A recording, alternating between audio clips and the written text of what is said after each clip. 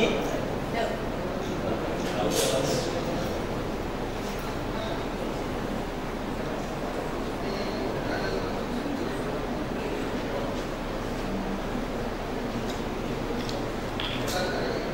Assalamualaikum. Bismillah, alhamdulillah, wassalatu wassalamu ala rasulillah. Thank you so much for joining us. Sorry, John, boleh try? Boleh. Beautiful Saturday morning where we can sleep as much as we can, and even though more than what we should be doing, and we decided to come here today to seek knowledge. أعوذ بالله من الشيطان الرجيم بسم الله الرحمن الرحيم والصلاة والسلام على أشرف المرسلين سيدنا محمد وعلى آله وأصحابه أجمعين. السلام عليكم ورحمة الله وبركاته.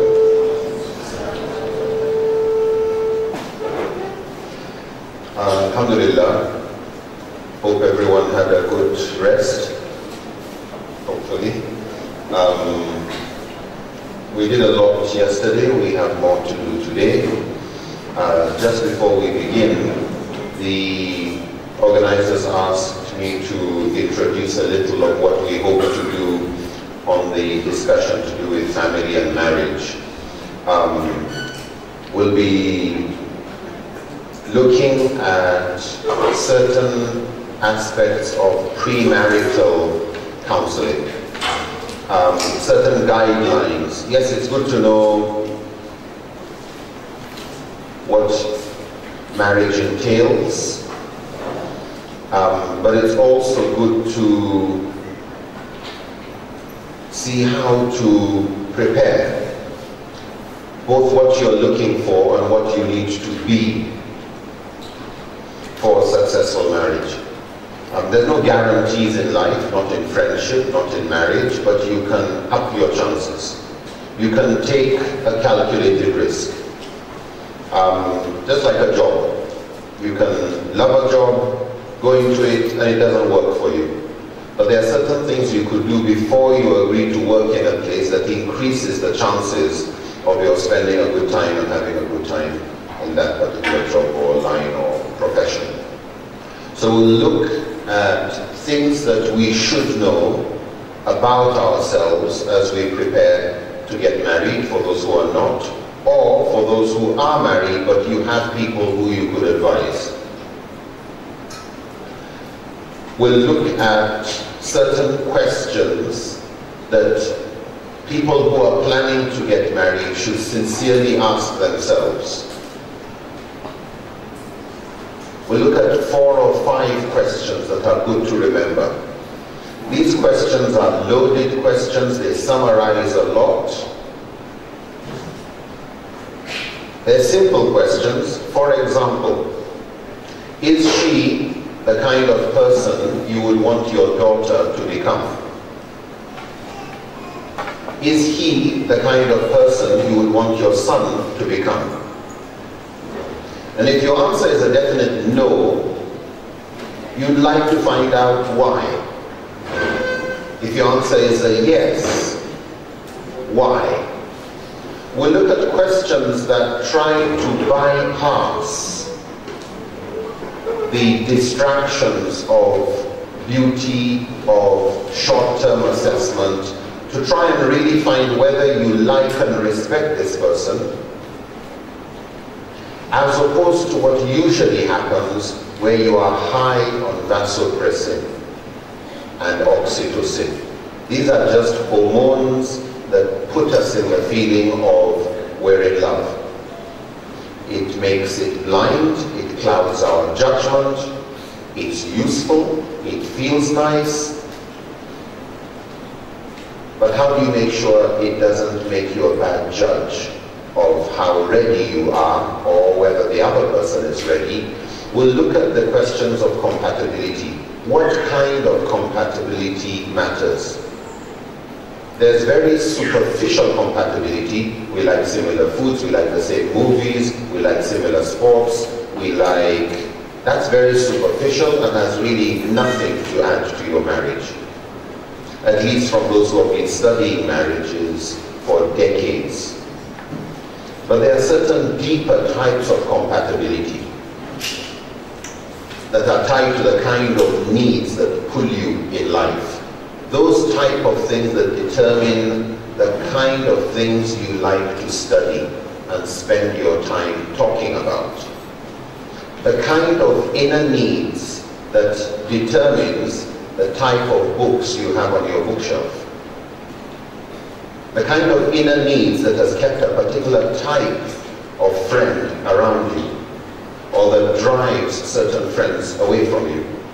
So we'll look at some of those deeper compatibilities because it helps you understand the kind of person you actually are and why with some friends if you meet them every day, you're never bored of them. If you meet them once a year, when you reconnect, it's as if you hadn't been away. You just carry on from where you stopped. There's some people, it's not like that. Yeah. You don't want to spend more than 5 minutes with them. And you honestly don't know why. They're nice people, but after the greetings and maybe the weather and the economy, there's nothing to discuss. So we'll look at deeper levels of compatibility and how they generally influence the kind of relationships that we are able to sustain. And those relationships that seem to continue effortlessly. With no effort, you're not involved, there's no effort in keeping this relationship. But there are some types of relationships where there's a lot of effort needed. Yeah, and it's worth it. We'll look at the rights and responsibilities in marriage and why most marital problems have very little to do with rights and responsibilities and fiqh and Islamic law. The moment you even start asking, in Islam, am I actually responsible for this? Why? Because in our marital problem, we have an issue with this. The moment you start asking those questions, your marriage is often on the rocks. The moment you start resorting to legality and not mutual respect, not trust, not kindness and consideration, the moment you move from mawadda and rahmah and you start talking of justice, then you've got a problem.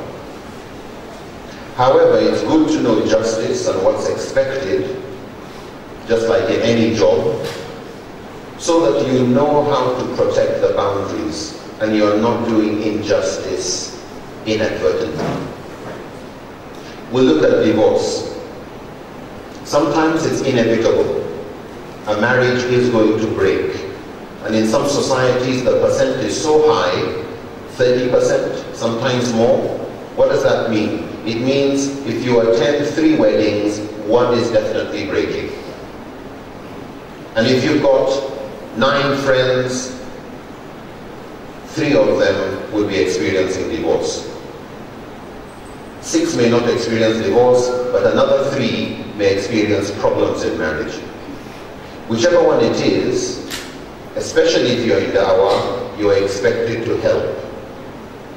You're expected to help in the 3 that will be divorced. You're expected to help in the 3 that won't be. At the same time, make sure yours doesn't join the first group or the second. But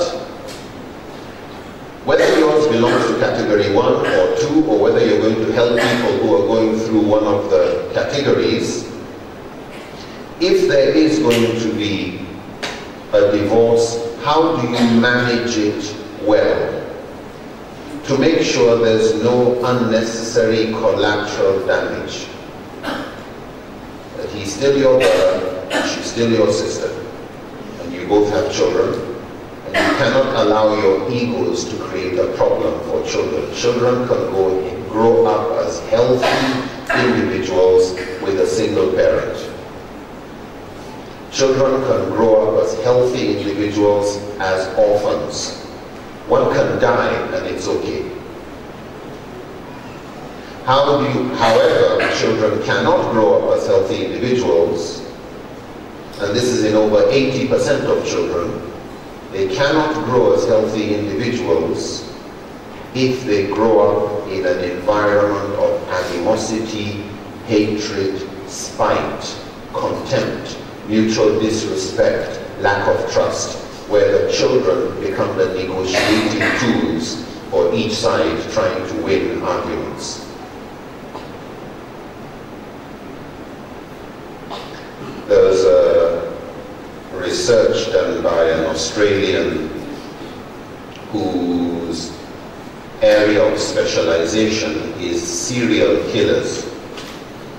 What an exciting area. He studies serial killers from all over the world, meets them, tries to profile them, tries to understand their background. At the end of his study, he said, I have not met one serial killer that did not come from a broken home. Not one. He says, we are lucky that not everybody who comes from a broken home becomes a serial killer. But what do they become?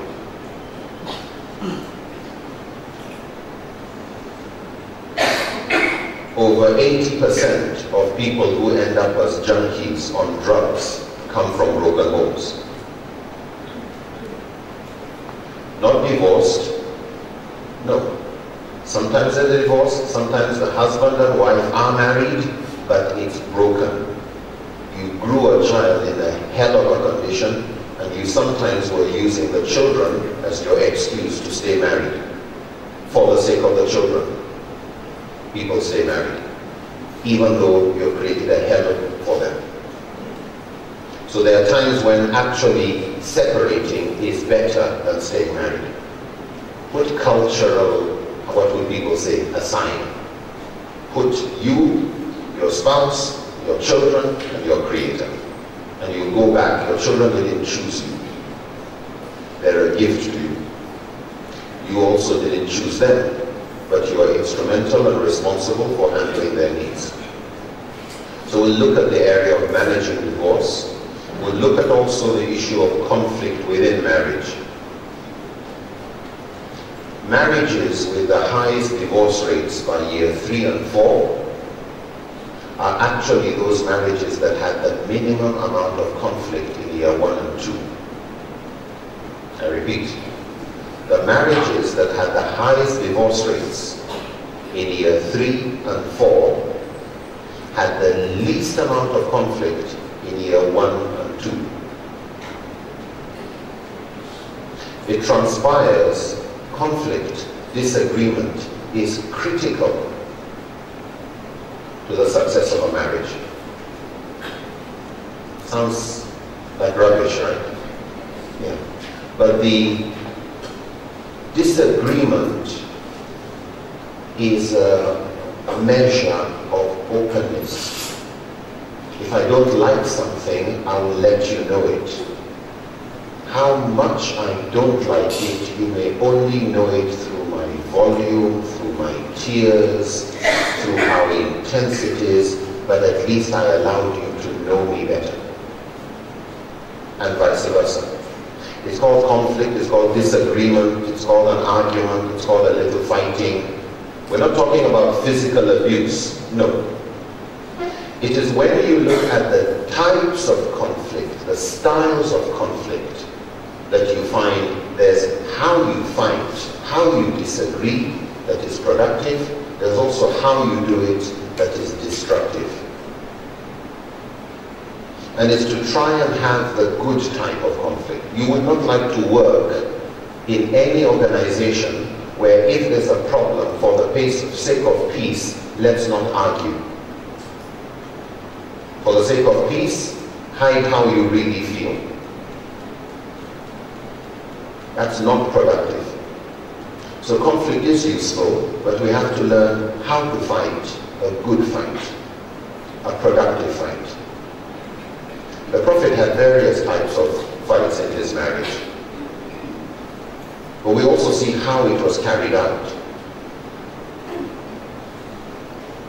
Once when he was joking with Aisha, and he told her, I know when you're angry with me and when you're not. She said, how? He said, when you are angry with me, you say, I swear by the Lord of Ibrahim. And when you're happy with me, you say, I swear by the Lord of Muhammad. And she laughed and she said, yes, you're right. However, she said something that was really interesting. Even when I swear by the Lord of Ibrahim, I have never lost any amount of love I have for you. Yeah. Yes, we've got a little fight going on, there's a lot of that, yeah. But there's a stability, and that is being communicated. So, yes, you can fight, but you know, it's just a surface issue. Yeah, it's not threatening, it's just us understanding each other better. And whether there are tears, and whether there's anger, and whether there's whatever it is, we look at the style of fighting with Adam. Yeah. How do you communicate in a way that is ethical, that shows respect, but also sincerity and openness? So inshallah, we'll be looking at some of these. There are other things, I think also something on polygamy we'll be looking at, and a couple of other challenges, inshallah, that come up. So I hope that summarizes what the organizers wanted us to just briefly inform you of content, so to speak, of the kind of things we'll be looking at, inshallah.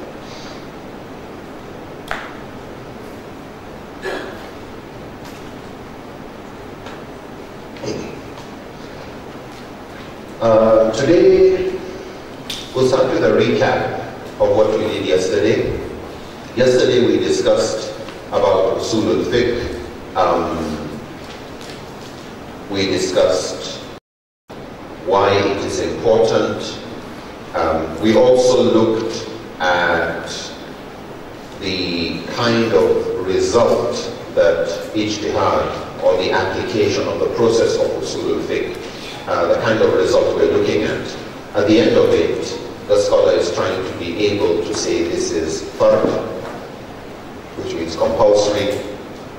Also wajib is another term used to be able to describe a thing as mustahab, recommended, mubah, just permissible, or jaiz, or to describe something as discouraged or tolerated, that is makruh, or to say something as haram, prohibited.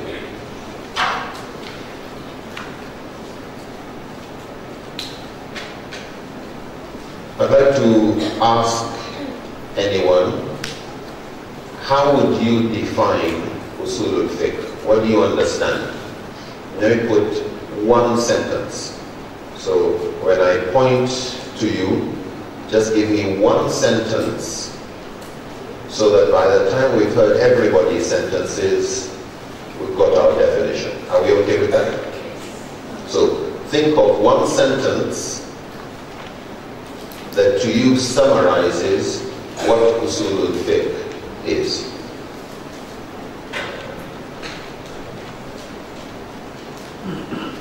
In fact, even if it is one word, a word you would underline.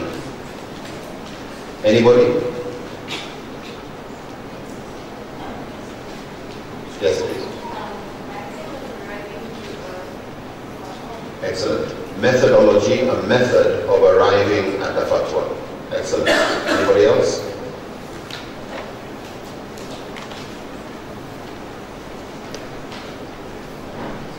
Expert thinkers. Sorry? Expert thinkers. Expert thinkers. Very good. That there's a thinking process in it. Methodology in understanding Islamic law. Very good. The methodology of understanding Islamic law. Good. So it's not just the law, but the understanding of it. Any other words?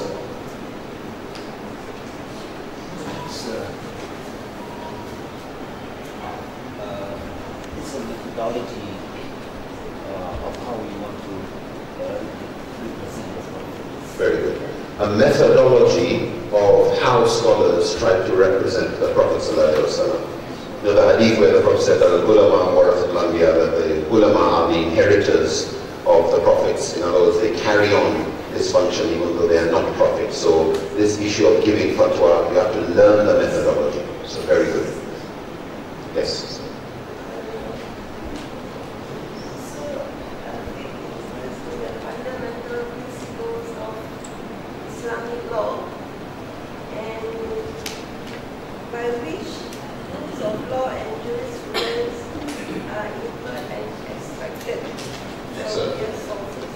Excellent. So a method of extracting rules and laws from their sources, and also the fundamental principles upon which the law is built and established. Very good.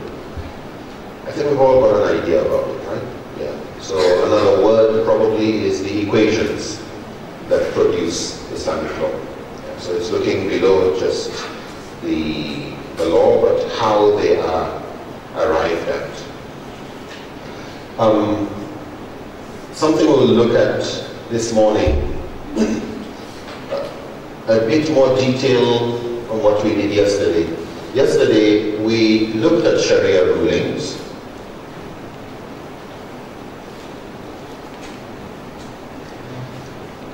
What they call the Ahkam Sharia.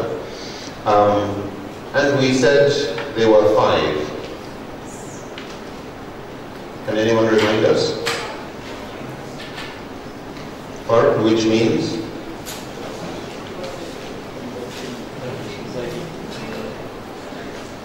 Wajib. Second, Mustahab, which means encouraged. Mubah, which means permissible or jaiz.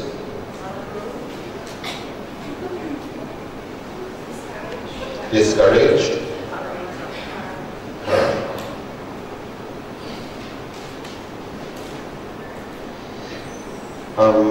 In other words, for most scholars, everything, if it's to be judged from a Sharia perspective, would be judged according to one of these. In other words, something is either fard or wajib, or it is makruh, mustahab, or it is mubah, or it is makruh, or it is haram. It's one of these 5, there's nothing else. So the entire exercise of usul al-fiqh is to try and determine what is the right hukum, the right judgment, the right ruling to assign to a particular action or a particular thing. So yesterday somebody was asking the question, if somebody embraced Islam, or you're a student, and say a person embraced Islam and the family drinks alcohol, how should this person handle it? There is a hadith where the Prophet ﷺ said, do not sit at a table where alcohol is being served.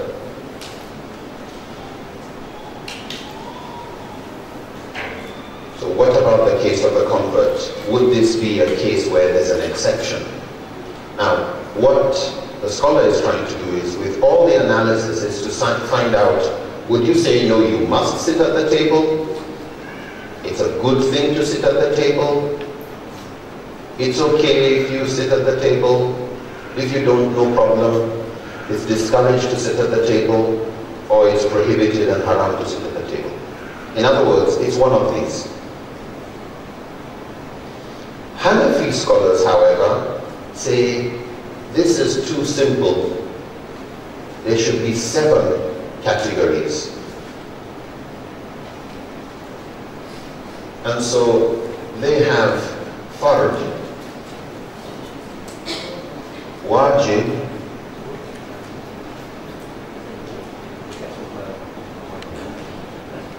mustahab,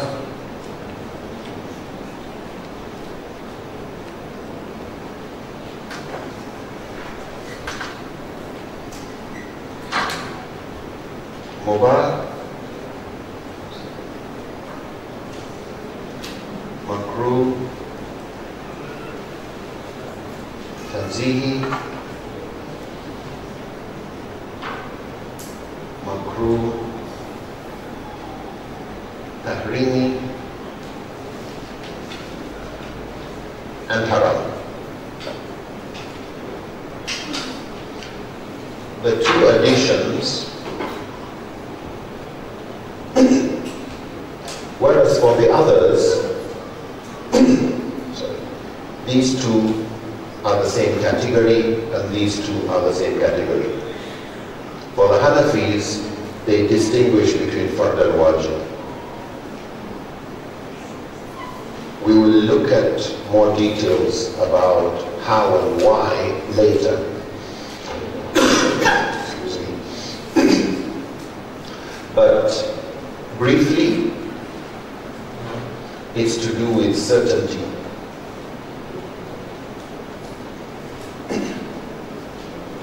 Where the evidence is certain in its authenticity and in the meaning, and there's no dispute about it, they would say fard. Which means they would only accept Quran and what is called Sunnah Mutawatir, multiple chain hadith, hadith that come from so many different Sahaba that it is impossible for this hadith to be weak, to be under question. And whatever the hadith is saying or whatever the verse of the Quran is saying, it is so clear that there's no different opinions. When they have that level of certainty, they call it fard.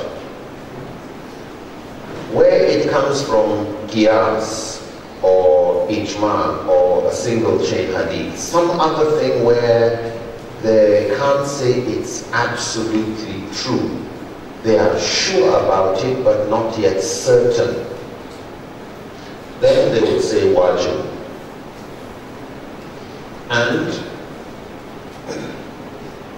the opposite of fard for them is haram, the opposite of wajib is makruh tahrim.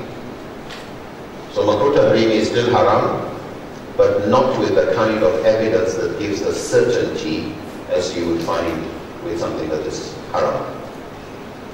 So we'll come to some of these things soon. But this is important because you could find, for example, a scholar using this criteria and saying a woman wearing her hijab is fard, which is the same as wajib. A scholar here saying a woman wearing her hijab is wajib, not fard. So what do they mean? It's tied to where are they getting their evidence from, and how explicitly clear is that evidence.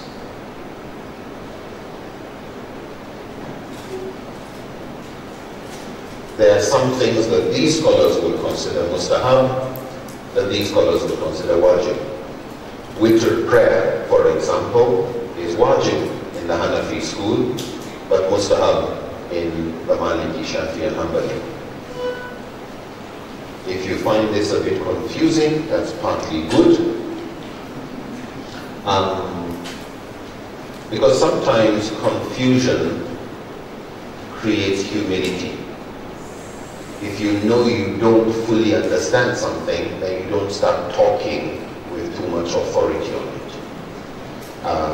This is an introductory course, and so there definitely will be those issues that you feel I'm not yet clear about, and we would expect you to read more.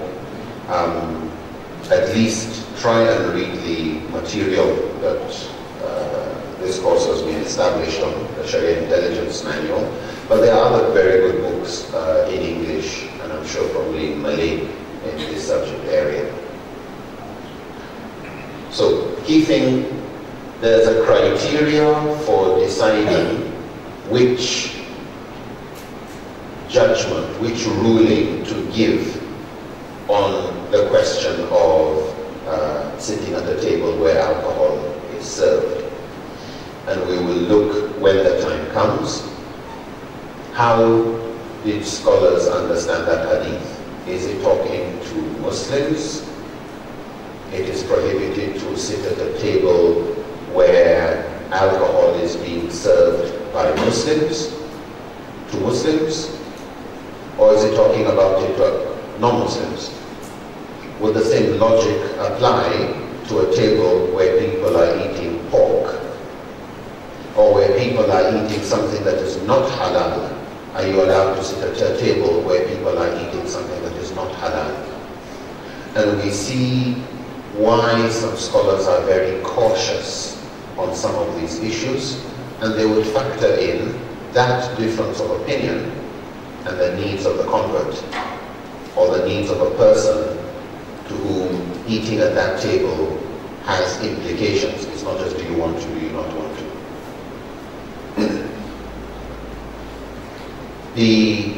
So just remember, at the end of your equation, the answer is to be one of these.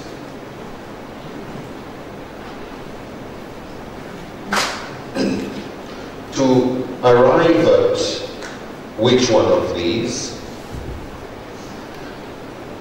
scholars would like to use certain tools. These are the variables that are used in the equations. So sometimes these are called sources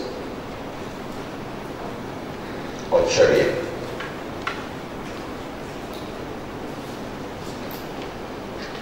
And number one source is what? Quran.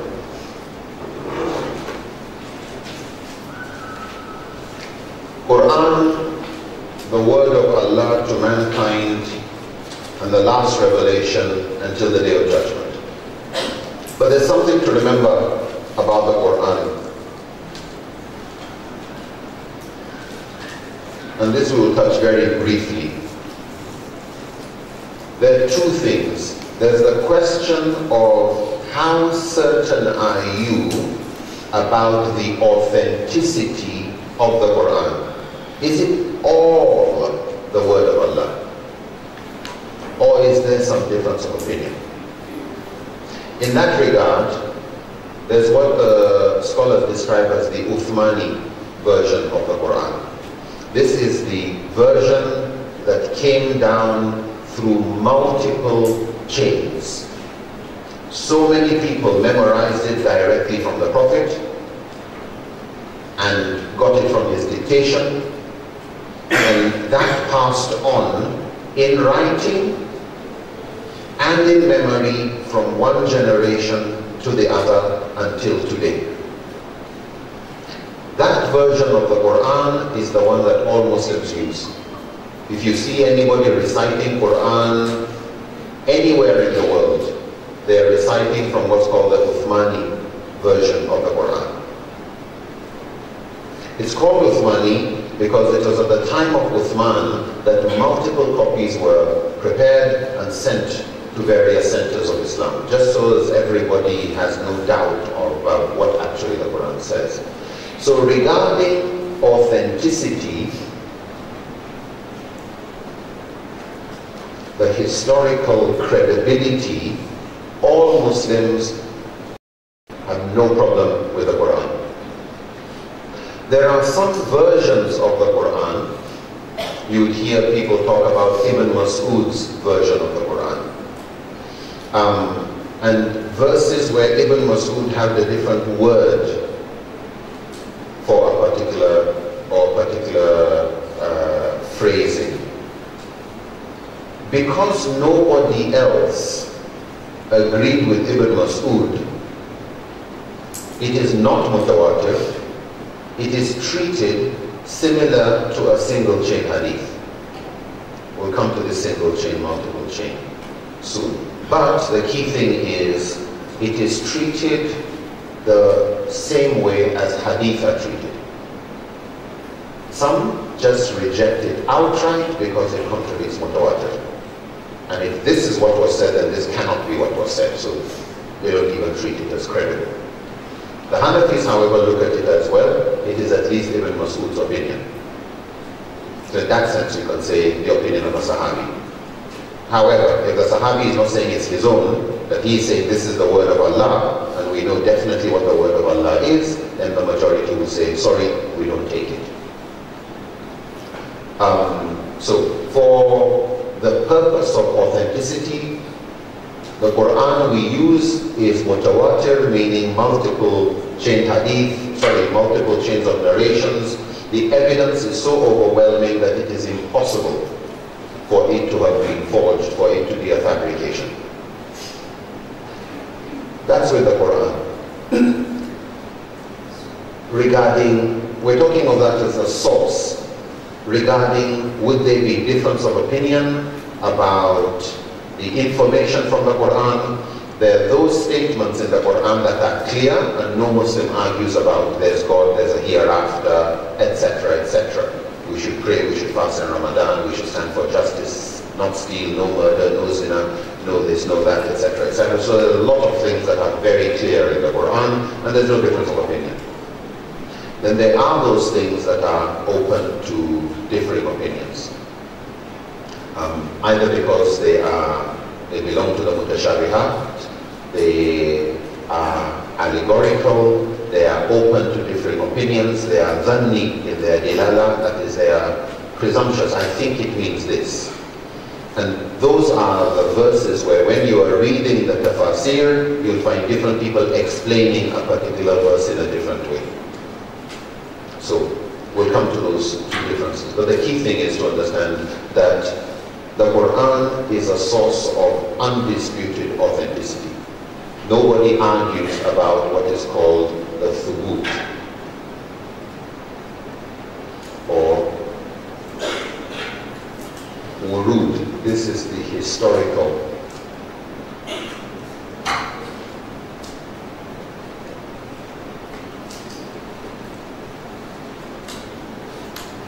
integrity, credibility, authenticity, same thing. So when you say thubut, usually you're talking about authenticity. And Quran is considered qat'i. Qat'i means categorical, certain, definitive, it's an exclamation mark, no argument. It's authentic, it's reliable. When it comes to the second source, Sunnah,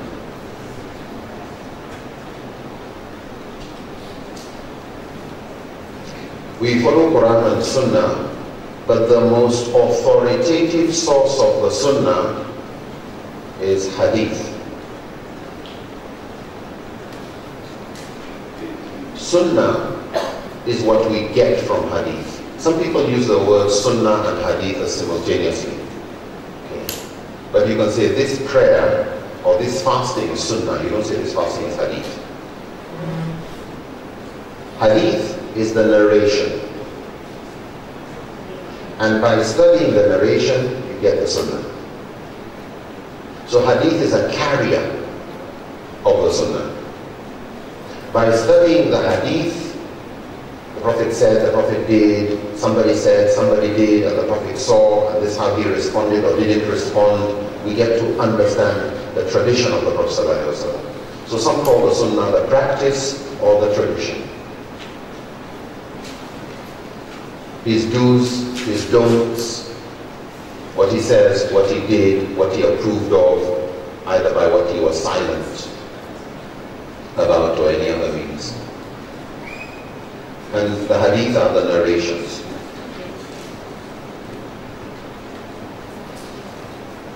Now, we follow Quran and Sunnah, and everybody follows Quran and Sunnah. Okay? All Muslims follow Quran and Sunnah. But the hadith that they're interested in are hadith that are authentic. Authentic. After a hadith is described as authentic, it means we can link it directly to the Prophet ﷺ. It means if the Prophet said something, there's a chain of Sahaba, another Sahabi, probably a Tabi, until gradually you've you've got, say, Bukhari, or whoever narrated the hadith, called him the hadith collector.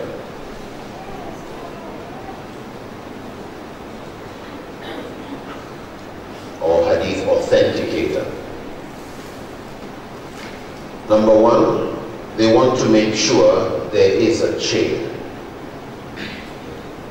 There is a chain. That there is somebody who got it from somebody who got it from somebody. Not just, I think, or the Prophet said, yeah, but you didn't see the Prophet, right? No, I didn't. So how did you get it? We need a chain. We need eyewitnesses. We need those who, there's a Sahaba here who actually did see. There's a student of a Sahaba who might be a Sahaba, say for example, a son of a Sahaba who was there when the Prophet was there, but he was quite young, but he learned it from his father. Or the Prophet said something in the presence of some of the top Sahaba like Abu Bakr, etc., and somebody heard it from Abu Bakr. Or another Sahaba was not there when the Prophet said it, but he heard it from Umar, for example. So you can get a Sahaba, you can get another Sahaba, you can get a student of a Sahaba who didn't meet the Prophet, or not embraced Islam at the time, and you carry on through the next generations. This type of hadith, once you have a chain, and you can say the integrity of the people in the chain is trustworthy, then you also have another chain that is trustworthy, that is also saying exactly the same thing. Let me put a different sign, sorry about this. That is saying exactly the same thing as the other hadith, which means this is corroborating evidence. So that strengthens the first one. And the actual information in the hadith goes in line with other evidence supported by the Quran. It doesn't contradict anything. Usually when it has met this criteria, the scholars are comfortable saying it's a reliable hadith. In other words, you trust the integrity, the moral integrity of the scholar, or the people in the chain. You trust their memory in passing the information. They actually met each other. They corroborated the hadith, and the hadith content or matan did not contradict anything else. Then they say the hadith is sahih. So you can have a hadith that is sahih,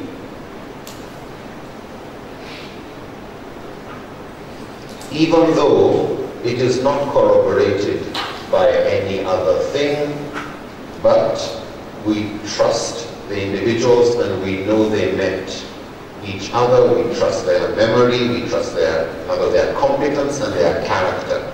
We trust all of that. And you say the hadith is sahih. But because it is only one chain of people, or one sahabi, this hadith is called the Khabar Wahid or Ahad hadith. Ahad means it is equivalent to one. It is so few that you don't have the level of certainty to grade it as mutawatir. So, to use other vocabulary, forgive me if this is all sounding technical, we'll come to what really matters in all of this. So a lot of this detail is not too important. Where you have just one chain, this hadith is called gharib. Okay?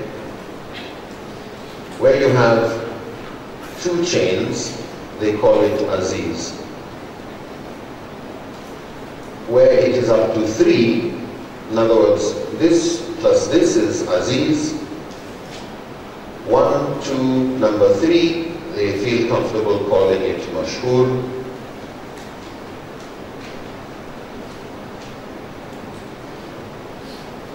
some would still call 4 mashhur, but many would say anything that is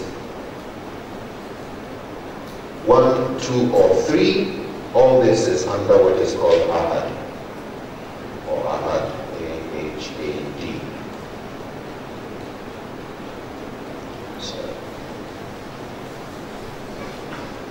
It's equivalent to single. It's all equivalent to approximately 1.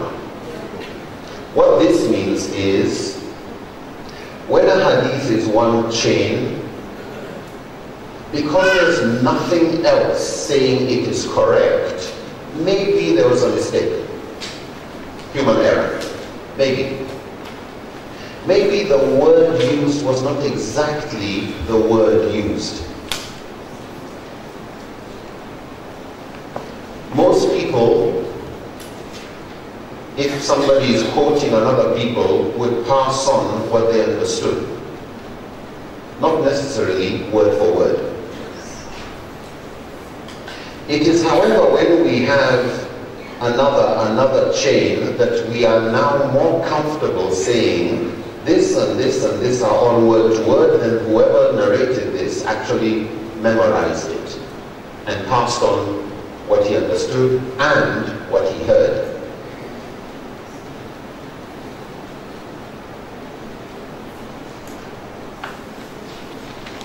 So this is called Ahad Hadith. However, when the number of chains of Hadith starts to increase, now this is a very simplistic diagram. If after a Sahaba there was another chain, after this one there was another chain and another chain, it's still at this point only this person who got it from the Prophet. It doesn't matter how many people got it later.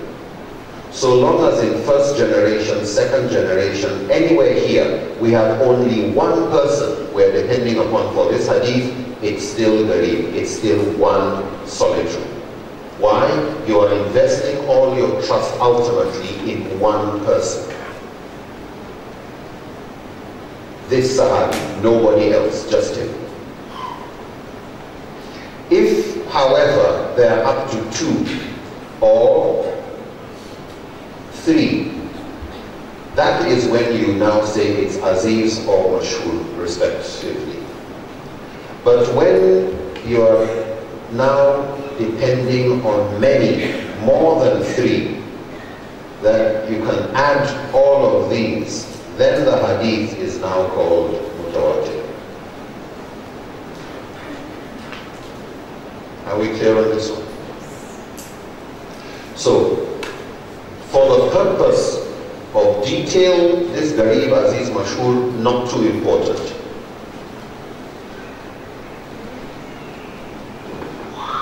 In Hanafi, they can use Mashhur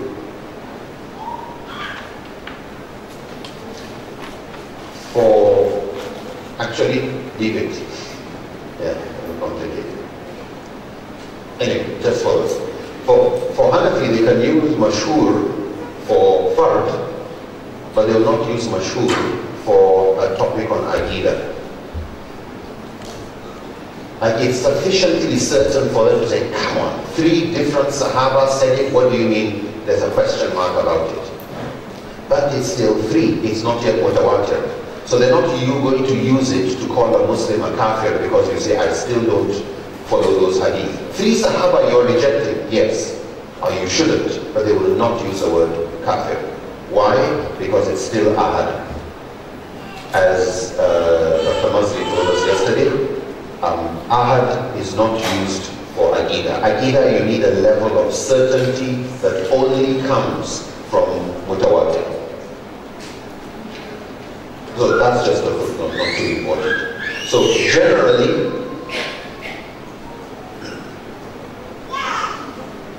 when a hadith, so when you say hadith as a source of Sharia, there's mutawatir and there's ahad.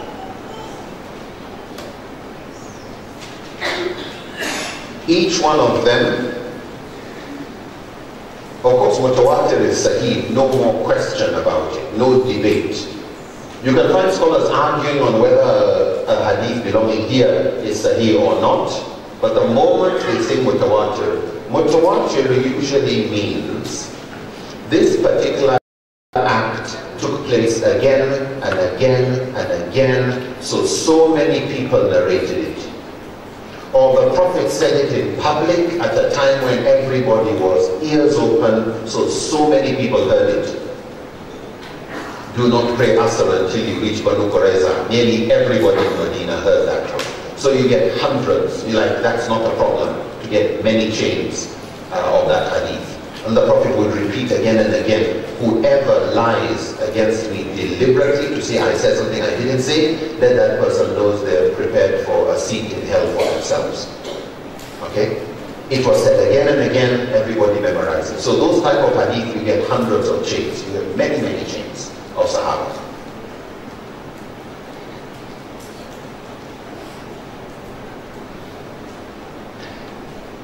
There are hadith that some scholars feel should be mutawatir, but they are not. If something happened in public, and yet you only have one or two chains of hadith, when the Imam makes a mistake in prayer, how should it be corrected? You would expect so many people would know what to do. Do you clap? Do you say tasbih? Do you say subhanallah? So when scholars like Malik hear that type of hadith, and it's only one or two chains, then they start to get suspicious. So they may say, well, it's good if you do it, but if you don't do it, no big deal. So, when it comes to how many chains actually make something mutawatir, it is the jurist who is going to decide. The scholar, however, knows, for example, that there was a time where some people were pro-Ali being Caliph number 1. And he knew that there were people who fabricated hadith to try and justify that. Some people fabricated hadith on the other way too. So because there's a reason for people to fabricate on this topic, a scholar decides he will not recognize a hadith on this issue as mutawatir until he can get up to 10 chains of narrators. Are we together? Yeah. So there's no single standard. Mutawatir really just means there's enough chains to remove doubt. So it's not really, is it 3, is it 5? It's also tied to the topic. And that is why sometimes a scholar may say this is mutawatir, another says I don't think so. But once they consider it mutawatir, it means from their criteria they are 100% certain it could not have been fabricated. It has greater weight if the chains came from different places. In other words, there was no way these people could have collaborated. So it's independent chains adding more weight. So when it comes to mutawatir, mutawatir is also treated as qat'i. Certain, definitive, no lies about it. Ahad, however, is treated as dhanni. Dhanni means presumption.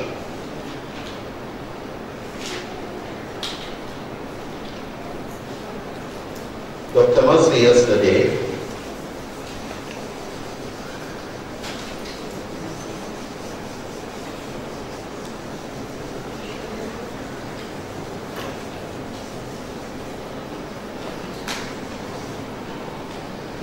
described different levels of certainty and doubt. There's where you know what you call wishful thinking, baseless assumption, that's called waham. Okay? That's just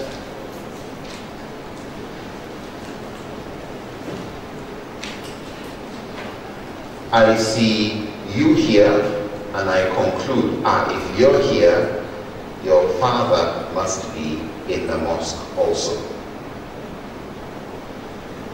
It doesn't prove anything.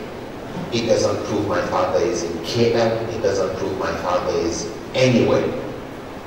It doesn't prove my father is alive. It doesn't prove anything. That kind of evidence is too weak to say your father must be in the mosque since you are in the mosque. If I was 2 years old, then probably there's some weight to what you're saying. Are we together? So waham simply just is baseless wishful thinking. It's completely uncertain.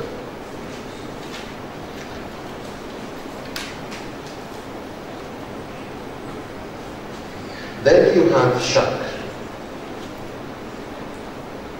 Shak gives a level of doubt.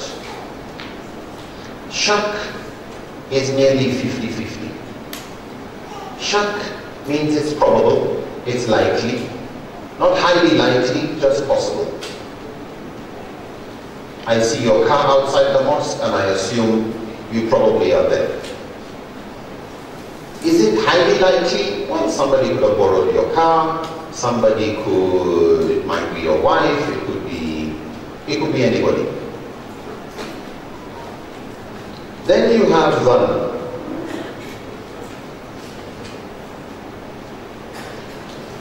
Dhann is where I see your car outside the mosque and I recognize your shoes. This is not 50-50 anymore. It's highly likely you are in. And it's the wedding of a friend of yours. So I also expect you to be there. It's no guarantee, but it's more likely to be true. Then, yaqeen.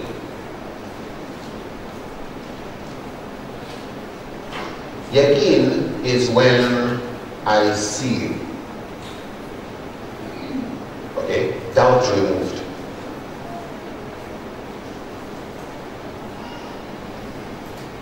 So when they say ahad hadith that is sahih is dhann, it's not really dhann meaning there's shak, that level of 50-50. It could be true, it could not be true.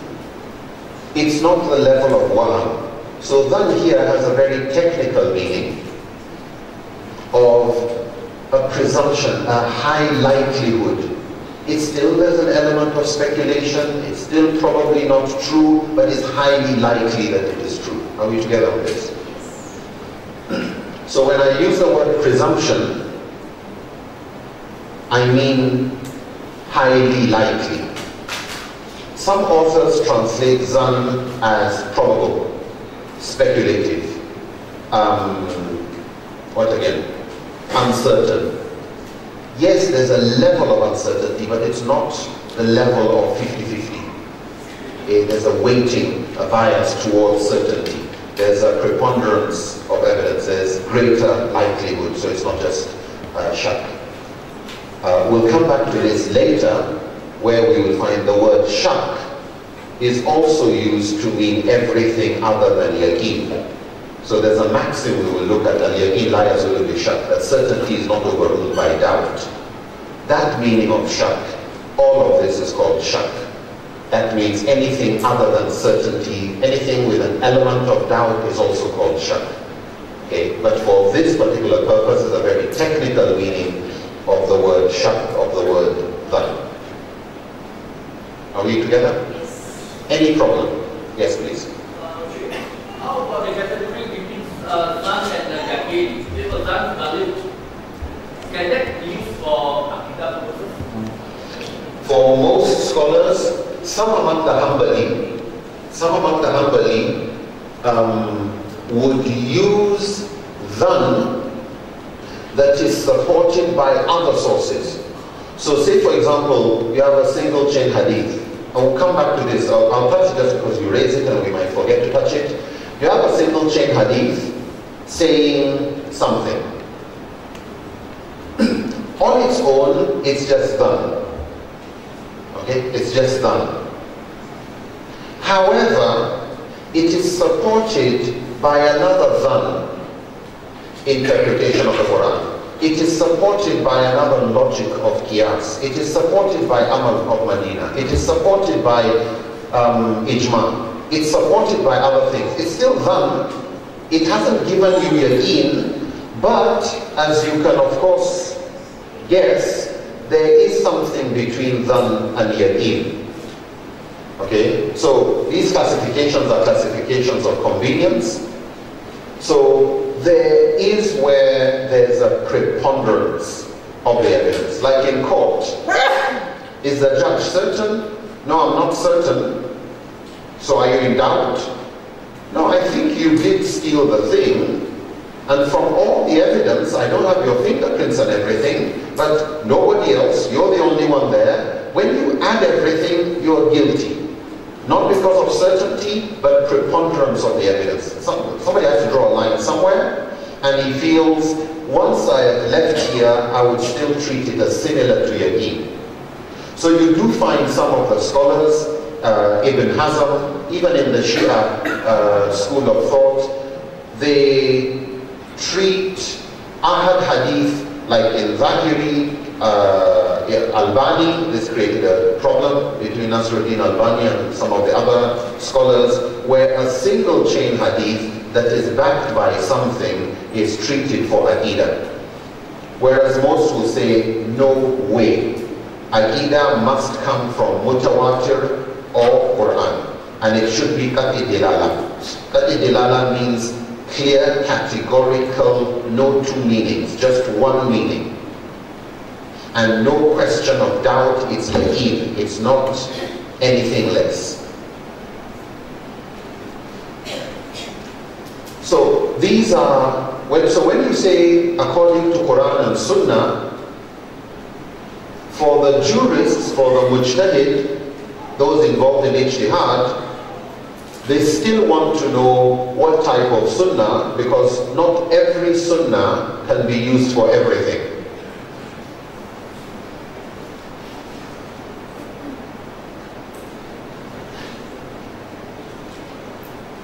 Malik and Abu Hanifa can use mutawatir for fard and haram. Malik and Abu Hanifa will not use ahad hadith on its own to say something is haram. On its own. Especially if they've got other evidences that challenge that. And we'll come back to that. We'll look at more examples later. Another source of Sharia, of rulings. Now, before we even go elsewhere, the Quran and Sunnah are tools that were left for us by the Prophet ﷺ. So no school of thought questions the use of the Quran and Sunnah.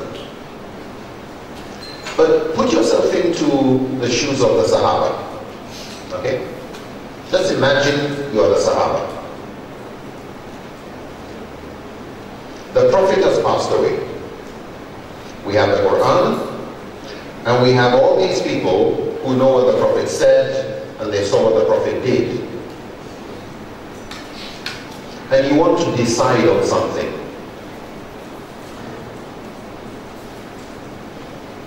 But there's nothing in the Quran on your issue.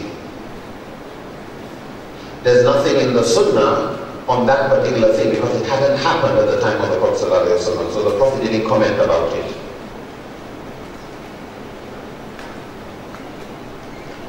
How would you decide?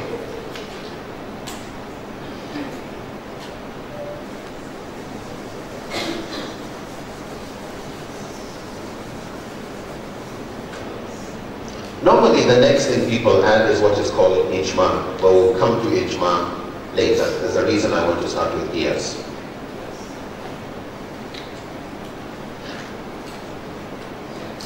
You know from the Quran, for example, that alcohol is prohibited because it intoxicates.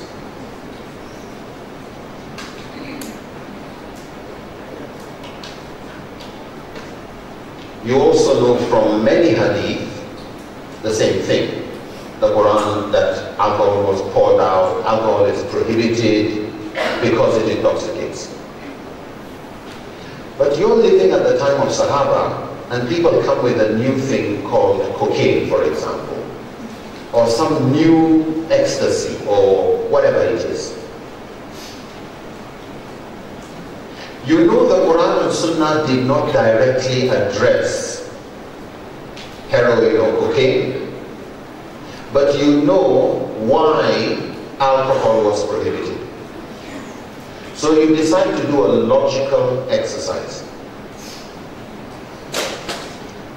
Why are you doing it? Because when somebody came and asked the Prophet ﷺ, my father embraced Islam later in older age, has not been able, is too weak to travel for Hajj. Can I do Hajj on behalf of the elderly father? And the Prophet ﷺ said, if there was a debt that your father was to pay, would it be okay for you to do the same? He said yes. The Prophet said, then why not do Hajj on his behalf? This was a use of logic. This was the use of the debt case to answer the Hajj case. This is an example of qiyas being used in an area of ibadah.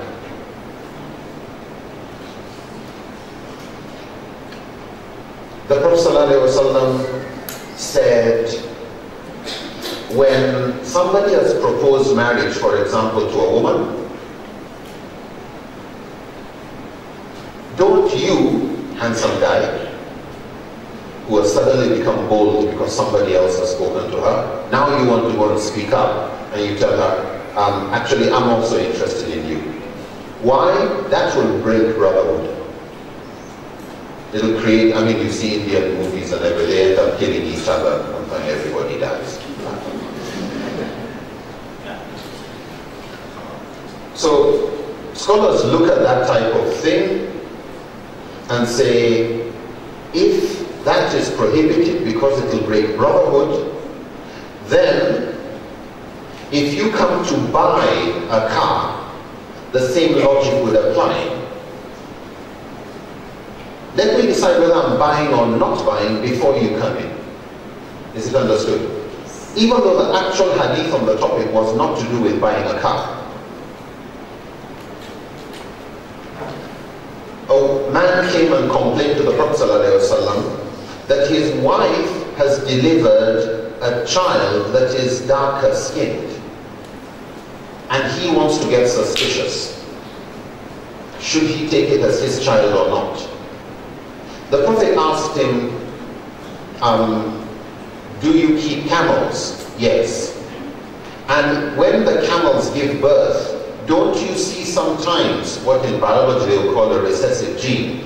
You know, another color coming out when you kind of like, where did this color come in the flock of camel or in the herd?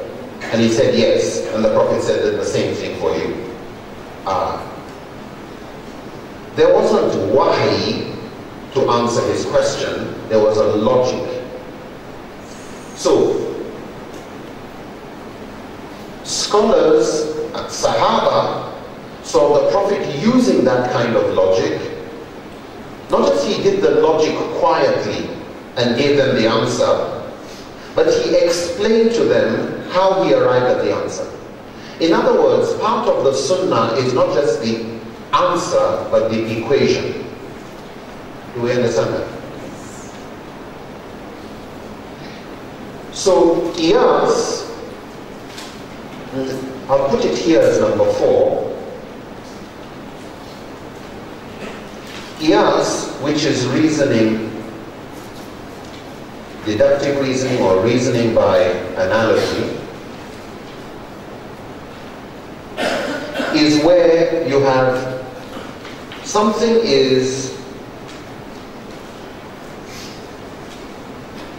there's a case A and a case B. And you realize that this case A, alcohol, has a prohibition in it because it intoxicates. You realize there's an intoxicating element in this too. Let's do another.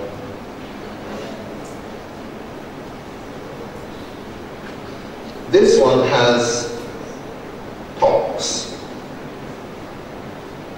in it. You realize this one also has a tox. Like an intoxicant is actually a toxic thing. So there's similarity, and you can see this has tox, this has tox. But because of the tox, this is haram. Then you take this haram judgment and put it on this. This type of logic is called qiyas. Are we together? So it's really just looking at, this is prohibited for this reason. This reason for prohibition is also found here. Then the judgment of this will be passed here. The judgment. That this is haram and this is haram. So based on that, if intoxication is a reason for making alcohol haram, then intoxication will be a reason for making cocaine and heroin haram. So you can say haram. Are we clear about that one? What should be the punishment for alcohol? What should be the punishment for dealing with cocaine?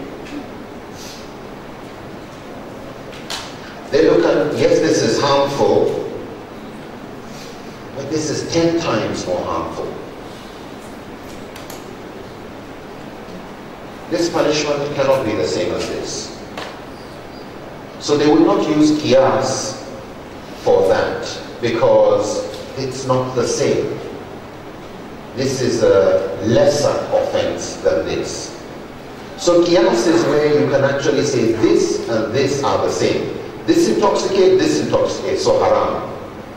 But this is not as bad as this, so you will not do qiyas when it comes to what will be the punishment. You look for another tool, maslahah, istihsan, we'll come to these other ways of reaching what to do. So qiyas has to be very specific. Qiyas is where you can actually say this is similar to this in the following ways, sufficiently and fairly enough to pass this judgment on to that.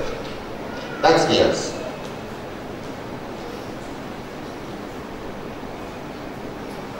While we are on qiyas,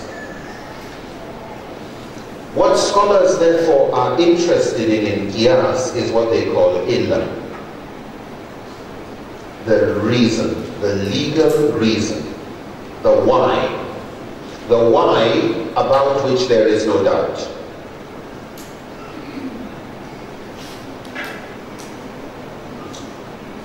So when somebody says, stop at a traffic light, why? Because there's a red light. Okay. Why should I stop at a red light? Because there's a law. It's even in writing. If you cross the red light, you will be punished. There's a fine. So there's actually a clear law that makes it wrong, and there's a punishment. You could ask, but why is there that law? Why do we have a law? Say, what's the wisdom behind the law? So that people don't get hurt. Okay, now you're telling me not just there's a law, so keep the law, but I'm telling you there's a benefit to the law. So that benefit is part of the wisdom, which is called hikmah. So there's a benefit, yes. All right, but I have a big car, and if I move slowly into the road, everybody will have to stop. There's no police around, and I can pass. So I don't see the benefit.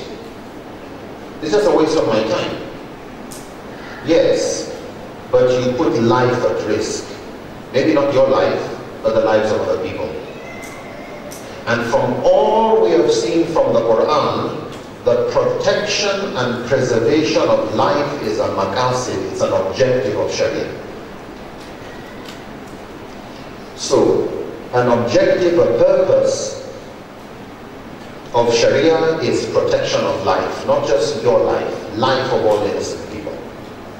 That is called the maqasid.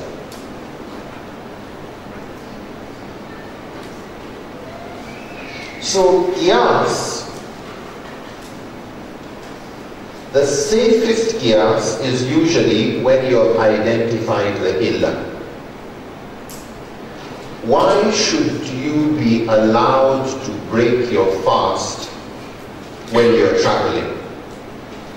Because there's an illah. There's a verse of the Quran that says if you are sick or you are on a journey, you can break your fast and you refund with the equal number of days you missed. So just like the traffic light, stop at the traffic light, there's a law, you can break your fast because there's a law. We can actually go and show you the ayah. That ayah is the illah. But why does that ayah say when I'm sick or when I'm traveling, I can break my fast? What's the benefit? Just like the traffic light, what's the law there for? Anybody? Why are you allowed to break your fast when you're traveling? Or when you're sick? Okay? So that you don't get worse, to alleviate the difficulty, preserve health also, fine. In other words, there's a benefit of removing harm. There's a benefit of removing harm. You're a bit sick, is it possible that you could get worse? Are you allowed to break your fast because you have a back pain? Somebody says no. When you've got back pain, are you well? No. The Quran says if you are sick, it didn't say psychological, it just says if you are sick. So, for some people, I'd rather live the day with hunger than with my back pain. If you say I still have to fast because it's my back pain, but the Quran wants to alleviate harm. It just says if I'm sick, I still need to take my medication every 6 hours or every X number of hours. So careful about saying, no, your medicine doesn't apply. Are you sick? That's the illah. What about if I have a headache?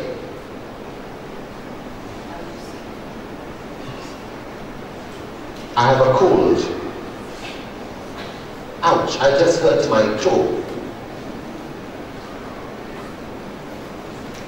Illah is simply saying, if you are not well, if you are sick, and something is wrong with you, you can break your fast. If you're on a journey, are you traveling by camel, by air, by road?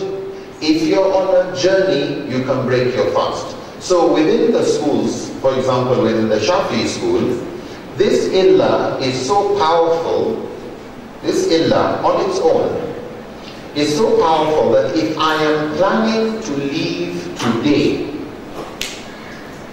for Penang, and the distance amounts to travel, or to Singapore, wherever, can start breaking my fast before I leave Malaysia. Okay, I can actually have breakfast and then get into the car. Why? Because I have a journey. That is because the illah, the reason for breaking fast, is clear in the law. The Malikis would say the illah is there, but it's not enough. They look at, yeah, but does this illah apply to you? They would like to look at the hikmah behind it. You're to break your fast if you're on a journey. Yes. Why are you allowed to break your fast if you're on a journey? Because the journey may be difficult. Because your sickness may be difficult to continue, fasting may affect it. Maliki will say, start your journey. When it starts getting difficult, then you break your fast. In other words, yes, you follow the illah if it is still in line with the hikmah. But if you can travel by air from here to Singapore, and you're just sitting in your car and sitting in the airport, okay, maybe a little walking, and then sitting in a plane, then sitting there, that's not hardship. The reason for the illah doesn't apply to you. So, carry on fasting, but the moment it starts to get difficult, you can break your fast. So for some scholars, they will look at the illah, others will look at the hikmah also. So you have a difference of opinion starting there. But one thing we will say about qiyas is Sahaba saw the Prophet doing it, Sahaba did it, and so they look at it as a method that is based in the Sunnah. It's a Sunnah methodology. Since the Prophet said, follow my Sunnah, and the Sunnah of my rightly guided, the Sahaba, we found the scholars are the Mujtahid scholars, your Hanafi, Shafi, Maliki and others, Hanbali and Co. are looking at it as the Prophet used it, the Sahaba used it, we can use it.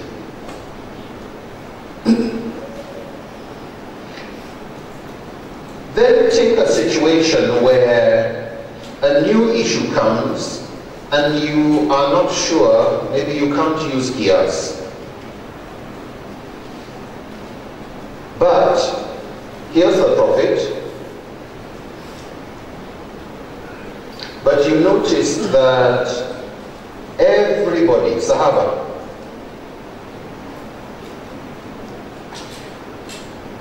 everybody seems to agree on a particular issue, even though there's no hadith and there's nothing in the Quran for it. And they would say, that is more reliable than your logic. This is you alone. If everybody is okay with something,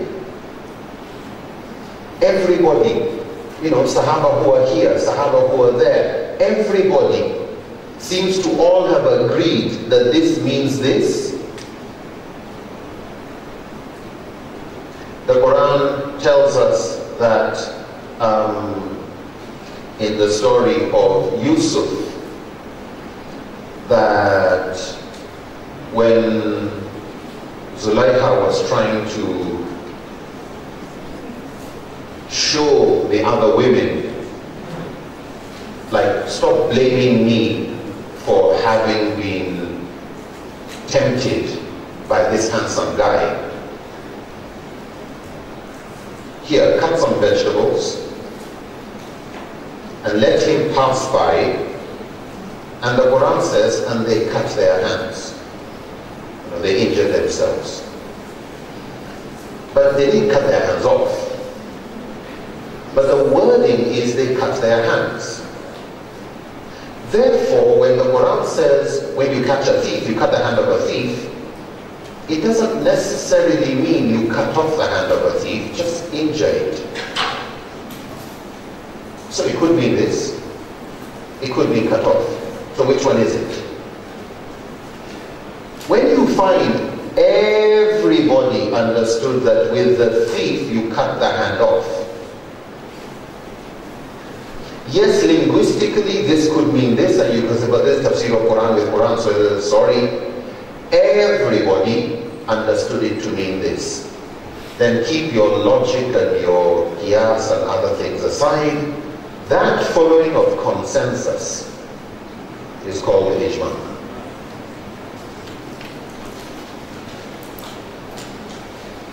Ijma refers to consensus.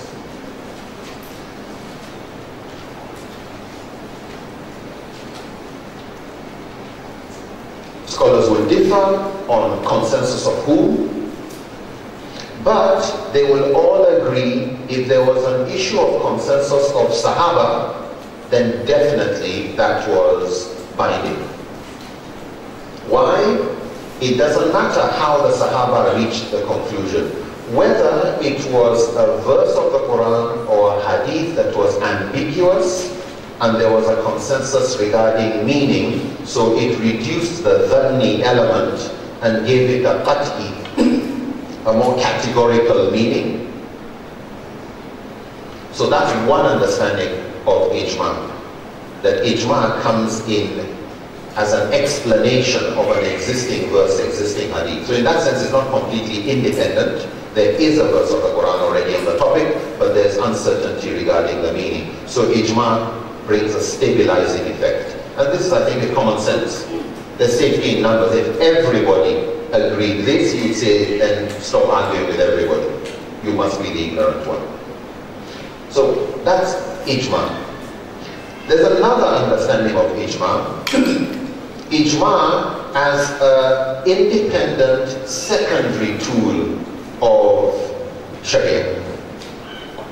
Independent secondary meaning where the Quran is silent and the Sunnah is silent, we will go with ijma.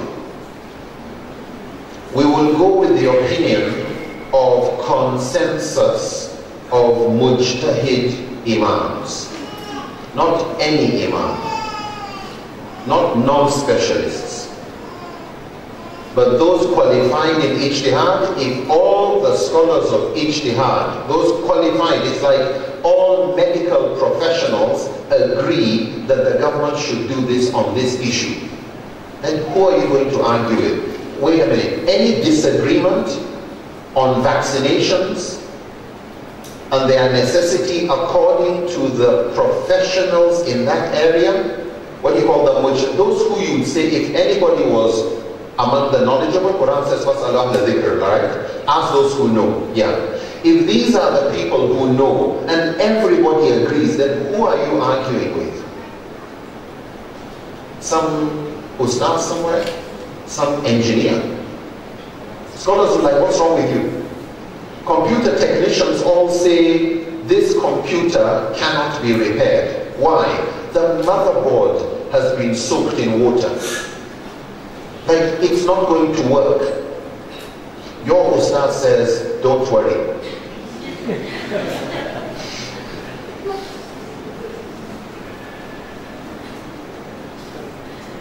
Maybe ustaz has a chance of being right, but the chances of being wrong are nearly certain.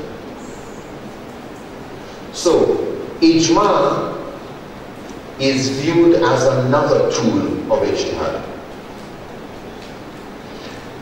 These four, Quran, Sunnah, Ijma, and Qiyas, are the four tools, sources of Sharia that all the four main madhabs accept. Maliki, Shafi, Hanafi, and Hanbali. This they all agree with. They differ, of course, when you start looking into some of the details. So, for example, when you say Ijma, who's ijma? Sahaba? Mujtahid imams? Mujtahid imams of a particular place and time?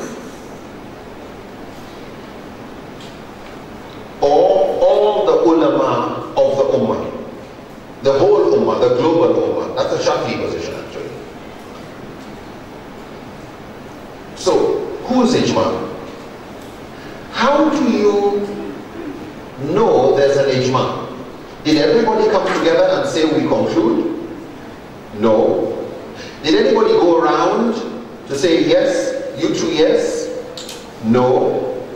So how do you know there's an ijma? Usually it's when we are not aware of a difference. So even if you didn't agree, you were quiet. So we conclude that because there's an absent or known absence of conclusion, no absence of dissent and disagreement, then we conclude there must be ijma. It becomes more difficult when you start looking for examples. Because this is where ijma is easily abused. Ijma is used to silence debate.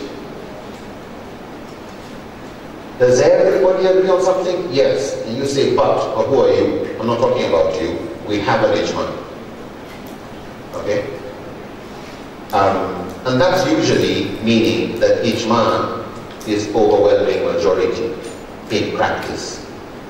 But that's not what the scholars mean by ijma. When they say ijma, they mean complete consensus.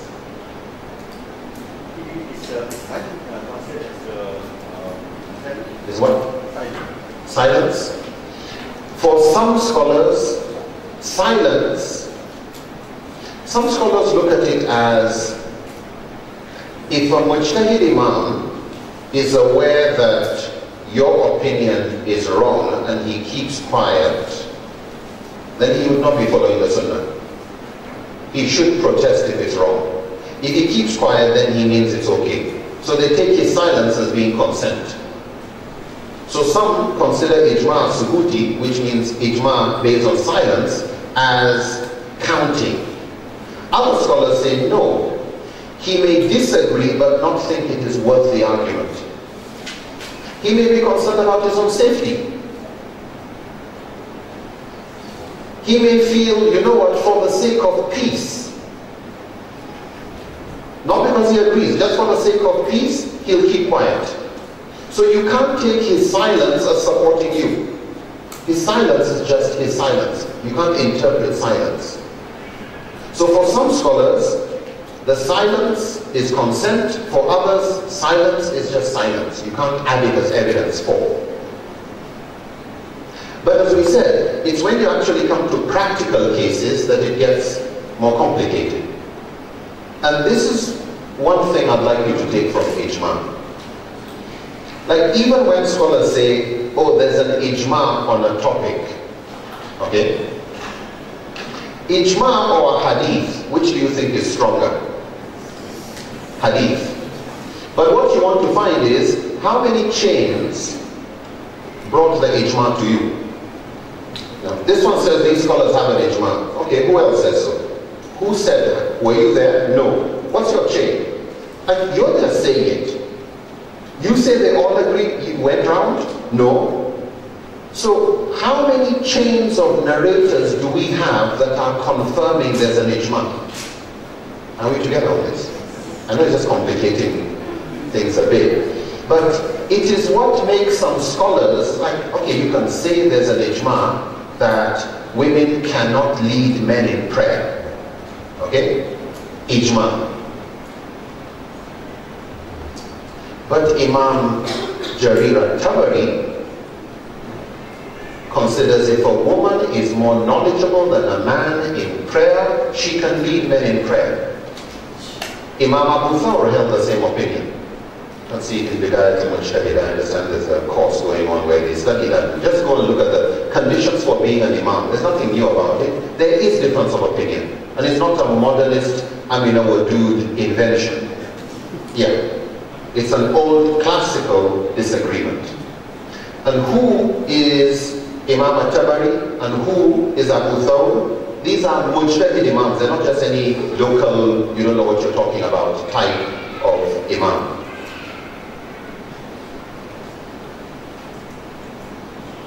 The point we're just making, and the reason why scholars like Ibn Rushd and others would bring these opinions is so that you don't keep calling all these new, bid'ah, da-da-da-da-da. Calm down, look at at what scholars more knowledgeable than you in the past disagreed with, and they still stayed united. They didn't do takfir, so don't start looking at it and giving people names. A scholar greater than you held that opinion, so calm down.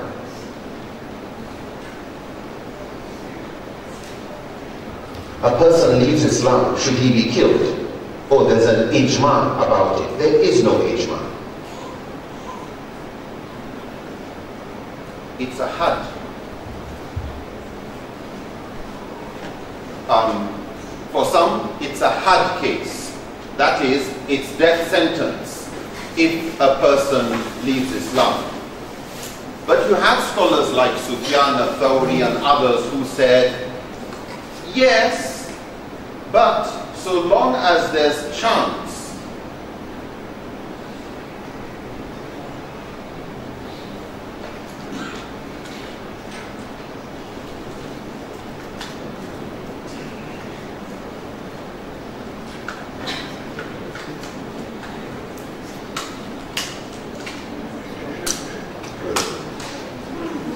get back to my noise making.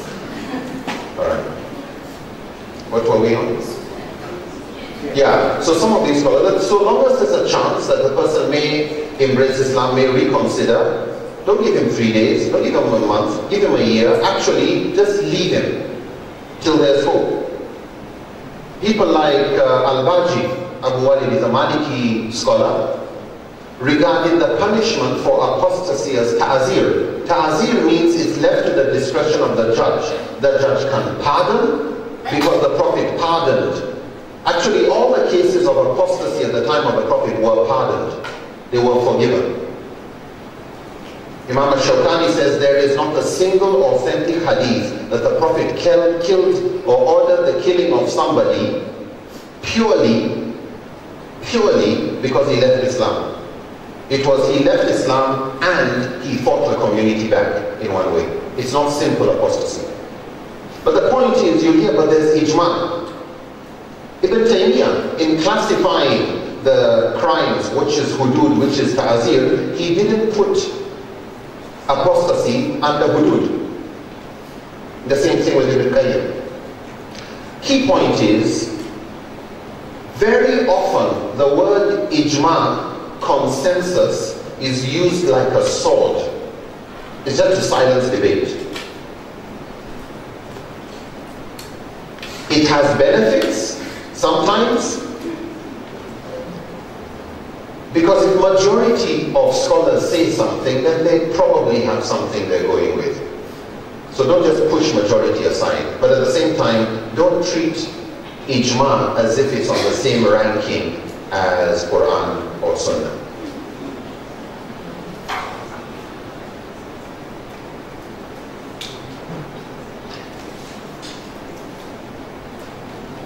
So, this issue of certainty, dhanni, that applies to ahad narration also applies to ijma. It also applies to qiyas. Saying qiyas.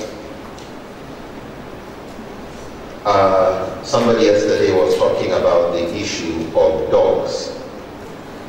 And there is a hadith where the Prophet ﷺ said, when a dog licks a bowl, you pour the content out, you wash it 7 times, and one of those times with sand. Okay? It's an authentic hadith. So number 1, it's not Quran, it's hadith. It's not mutawatir, it's ahad. That already tells you it is dhanni, presumption. The question is, do you have more evidence to support that?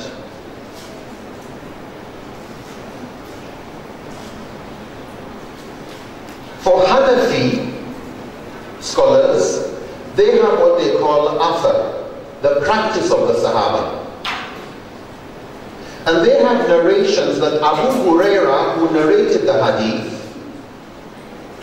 did not wash 7 times. So the fact that he who narrated the hadith did not do according to the hadith, they say, if you wash 3 times, that's good enough. Okay? Even though it says wash 7 times and one of those times. So the Hanafi, just wash. 3 times is good enough.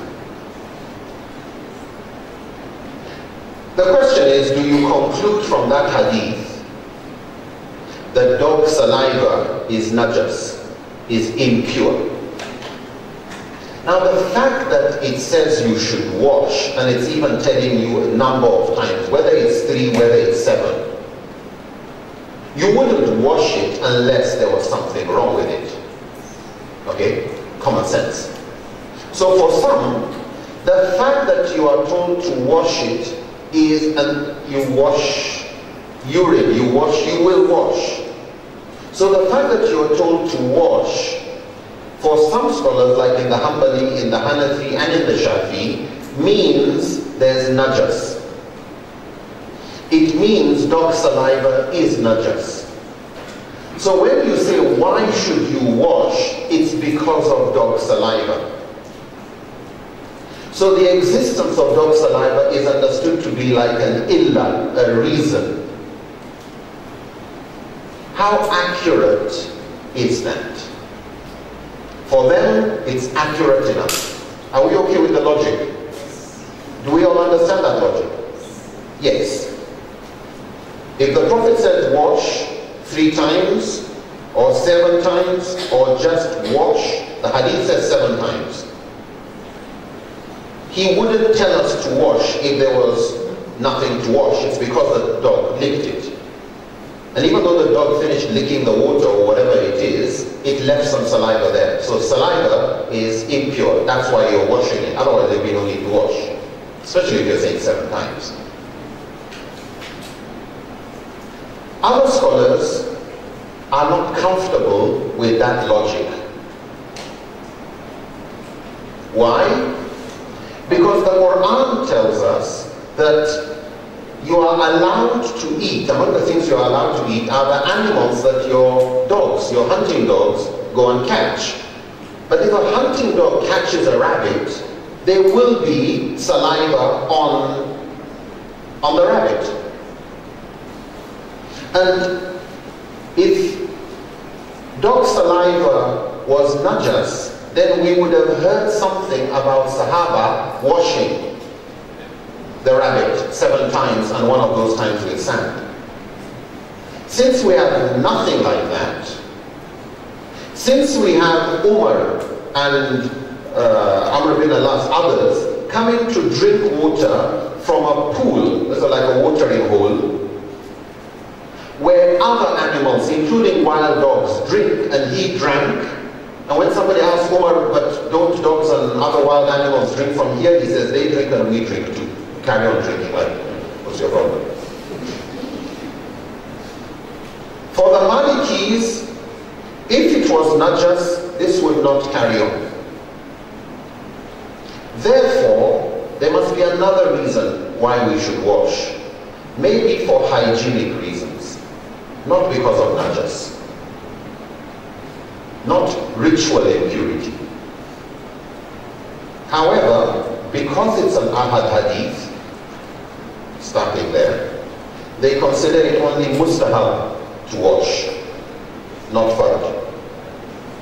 But the washing, even when you play with the dog and it has its saliva on your hands, it's not najas. Yeah, you just finished wudu, dog came and played with you, fine, nice little fellow. Anyway, you want to go and pray, Maliki had no problem with that. Why? Something that Doctor was saying yesterday about istishab, the presumption of continuity. And one of those is the presumption of purity. That everything is pure except what there is evidence is not pure.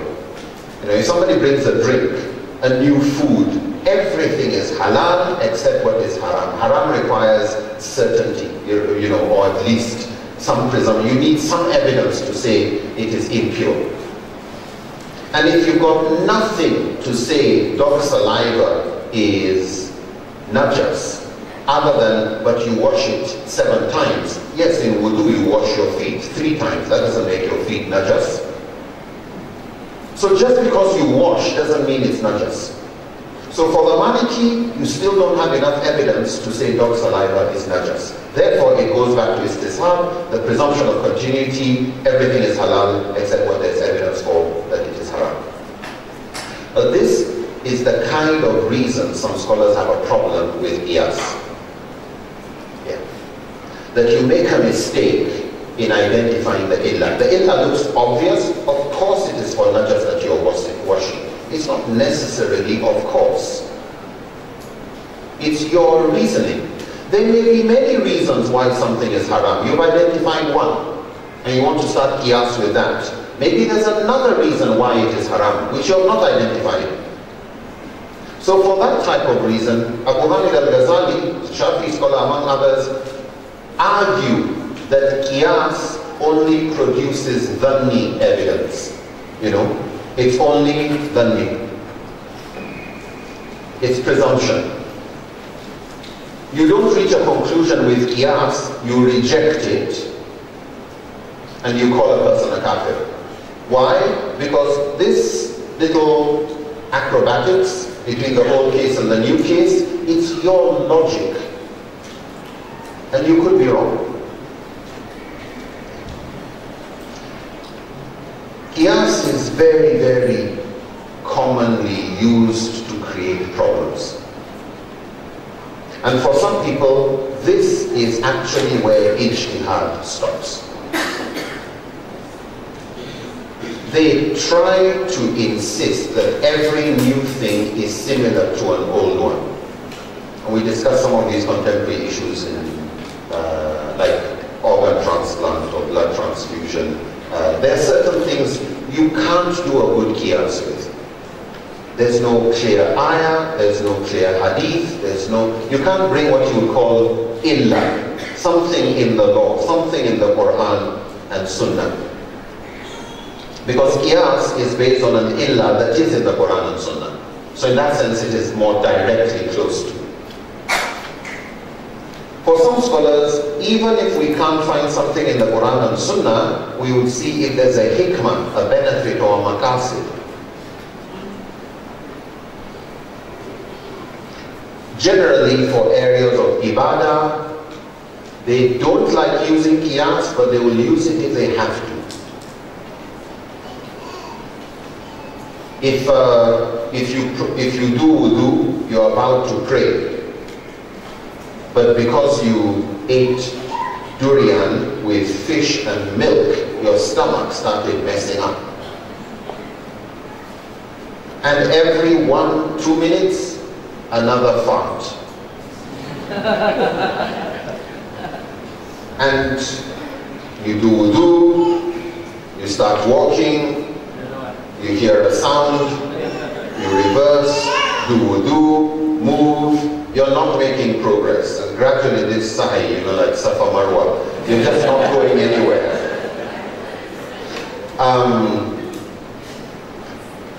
What do? It started an hour ago, and it's probably going to carry on for another hour or 2 or more. It's an act of ibadah. You need wudu, but you keep breaking it. Do you just carry on? Do you leave it? You go to the toilet, and it's just more of what has been going on. You get out of the toilet, and it still continues. So what do? So what the scholars do is to look at whether there was a similar case. And they look at women in their menstrual periods. If a period is supposed to end after 5 days, 7 days, whatever the normal day for a particular woman, but it doesn't stop, the bleeding continues, then there's what you call some days of grace. 10 days, 15 days, depending on the matter. But after day number 15, for example, and the bleeding doesn't stop, it is no more described as menstrual bleeding. It's described as a wound. And it takes a new judgment. So don't quote. When it's no more, it's now treated as a wound, don't don't quote any hadith on menstruation. No, menstruation is over. We're now dealing with an illness. We're now dealing with a wound. So go and perform ablution and carry on with your ibadah. So they do analogy and then say, if you keep releasing gas, go and do ablution for a period of grace 3 times. Some will say once. Some will say just go and do ablution. If you know it's going to break again, then just for the sake of at least you did some effort, do ablution 3 times. After that, just go and pray. No more Safa Marwa, just go and pray. And whatever is going to happen, let it happen. In prayer, it's no more farting. This is a wound. You're dealing with an illness. The normal hukum no more applies. So they do an analogy, it's a qiyas, by looking at the wisdom. This is no more clear illah. This is not illah. Because if you're going to do the illah, this was to do with blood. This one, and that is more permanent. But they look at it as just as that is out of your control, this is also out of your control. Even though that one doesn't say 3 days, so why did you say repeat your wudu? So it's an approximate qiyas, going more with the hikmah than with an illah. Again, it's human, so you will find scholars differing on this type of issue.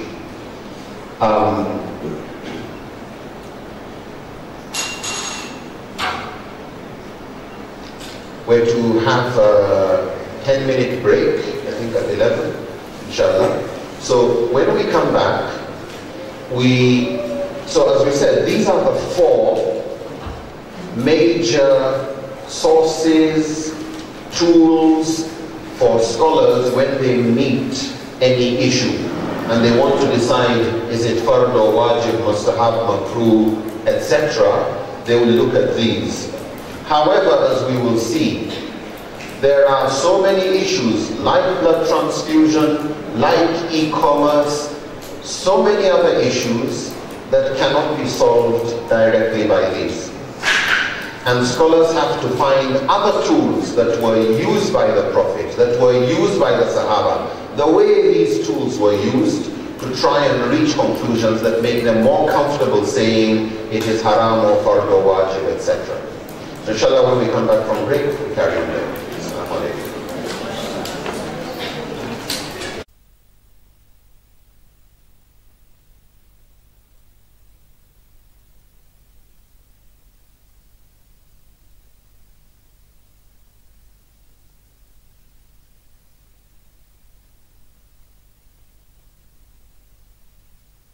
Okay, done.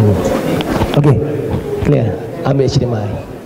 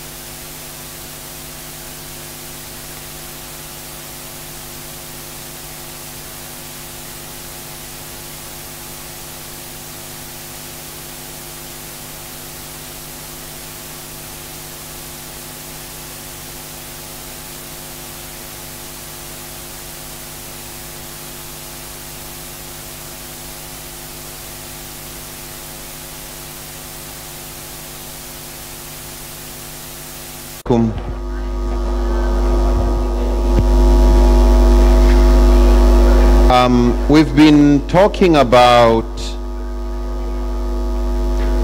this issue of sources of Sharia, sources of Islamic jurisprudence, and just a recap for now. When it comes to something for which certainty, yaqeen, is required, certainty is required, it has to come from Quran or Sunnah Mutawatir. So as a general rule, are you a Muslim or are you not a Muslim has to be based on this. The moment the difference of opinion is on something other than these two, please calm down, chill. You know, yeah, it's no more a big deal. Don't break brotherhood, don't break our unity based on this, using anything that is just dhanni. Are we together on that? All of these are used for both ibadah and mu'amalat. Okay, so they're used for all Sharia rulings. All of these are used in conjunction with each other. So where a verse of the Quran is not too clear, they try to see the hadith. If it's not too clear there, is there any ijma that can help give us greater certainty? If there's nothing there, can we use qiyas, and we will look at other tools. And when we finish, we will actually distinguish between those tools or sources of Sharia where you can actually go to find existing rulings, and those tools that are creative in their nature. So, what is Islam's position on a particular issue? You can actually go to the Quran and the answer is there. You don't need to start concocting your reasoning, or you don't need to worry yourself. Is there something in the Sunnah? It's either there or it's not there. Is there an ijma on something? There either is or there isn't. And as we've said before, on ijma, one of the problems with ijma is there is no consensus on the definition of ijma. It's like saying there's no ijma on ijma. Yeah, there's no agreement on what ijma actually is, what it constitutes, how is it arrived at, ijma of whom. We counted when reading the differing opinions on ijma about 18 different issues about ijma on which scholars differ. 18. However, if there is an ijma on something, you can go and find it. It's in a book somewhere. You don't have to get creative. Qiyas, you have to get creative. So we'll come later at the difference between those sources of Sharia that require an intelligent mind who can study, identify illah, and how do they become certain that that actually is the illah. There are some illah that are supported by the hikmah and supported by the maqasid. There are some illah that are so obvious that even like they say, even a blind man can see it. The Quran says you should not say uffin to your parents. Okay? But in Arabic, uffin is just a word like and there are various cultural expressions of I'm tired, stop disturbing me, talk to the hand, what now? Okay. But would you say that the Quran only said uffin, not give me a break? That is what they call like qiyas al-awla. It is an obvious qiyas. If this is prohibited, of course that is prohibited. If you can't say uffin, how can you insult? Are we together on this? Yeah. So those types of qiyas, some actually just say it's so obvious that everybody accepts it. Zahiri, everybody accepts that. So usually when they are talking about the difference of opinion on qiyas is where you need a bit more digging. And there's a greater level of uncertainty regarding what the illah or the hikmah or the maqasid is. The next tool I'd like us to look at is uniquely Maliki. It has the endorsement of Ibn Taymiyyah and some of the Hanbali scholars. But let's look at, it's similar to ijma.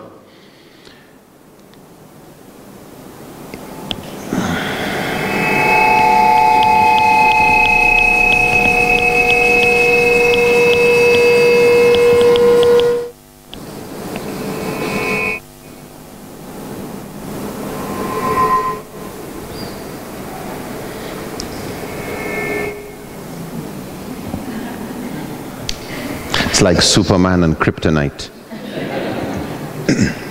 All right.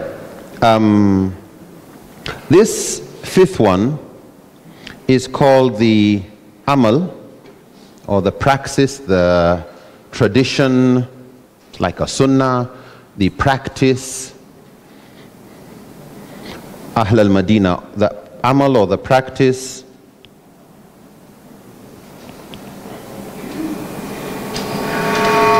I'll just say Amal Ahl al-Madina, we'll just say Amal,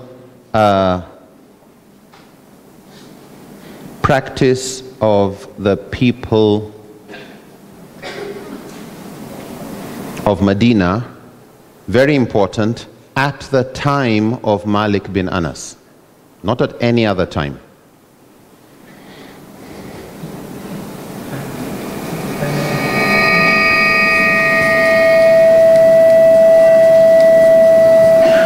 So, the practice of the people of Medina at the time of Imam Malik.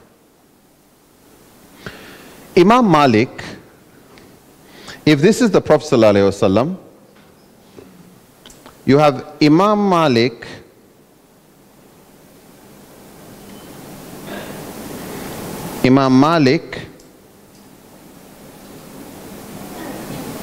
here.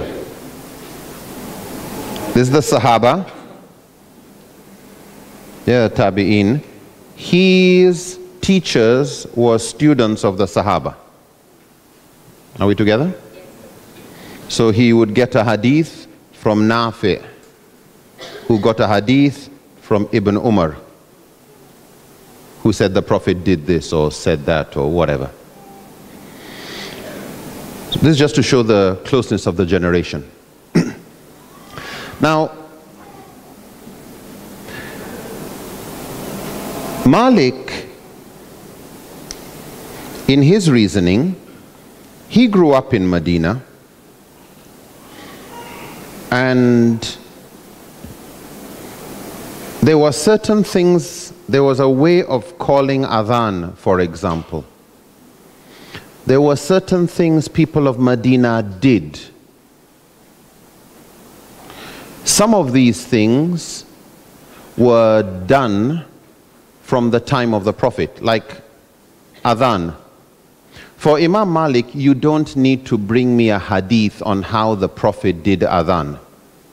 Why? Because adhan has been called 5 times every day from the time of the Prophet, every day during the time of Sahaba, every day during the time of his teachers. And he heard it too. How the adhan was recited was heard by thousands of people, and they passed it on to another thousands of people who passed it on to his time. How did you measure the amount? What was the sa'i? What was the measure for the amount you pay in, say, Zakatul Fitr or Kafara for something? For Malik, Whatever anybody wants to say anywhere, this is what was being used, this mud, this measure that was a standard in Medina, is what was used, and everybody saw it and everybody knew that was what was done. So whether you have a hadith written down of who got it from whom, Malik can say, my teacher got it from a Sahabi. Who's my teacher? He's the kind of person like, say, a Zuhri, for example. Shihab Zuhri. He is somebody who a lot of hadith are narrated from. So you can't tell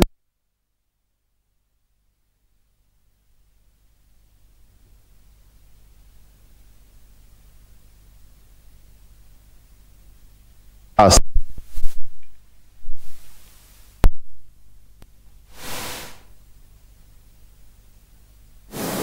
Got something.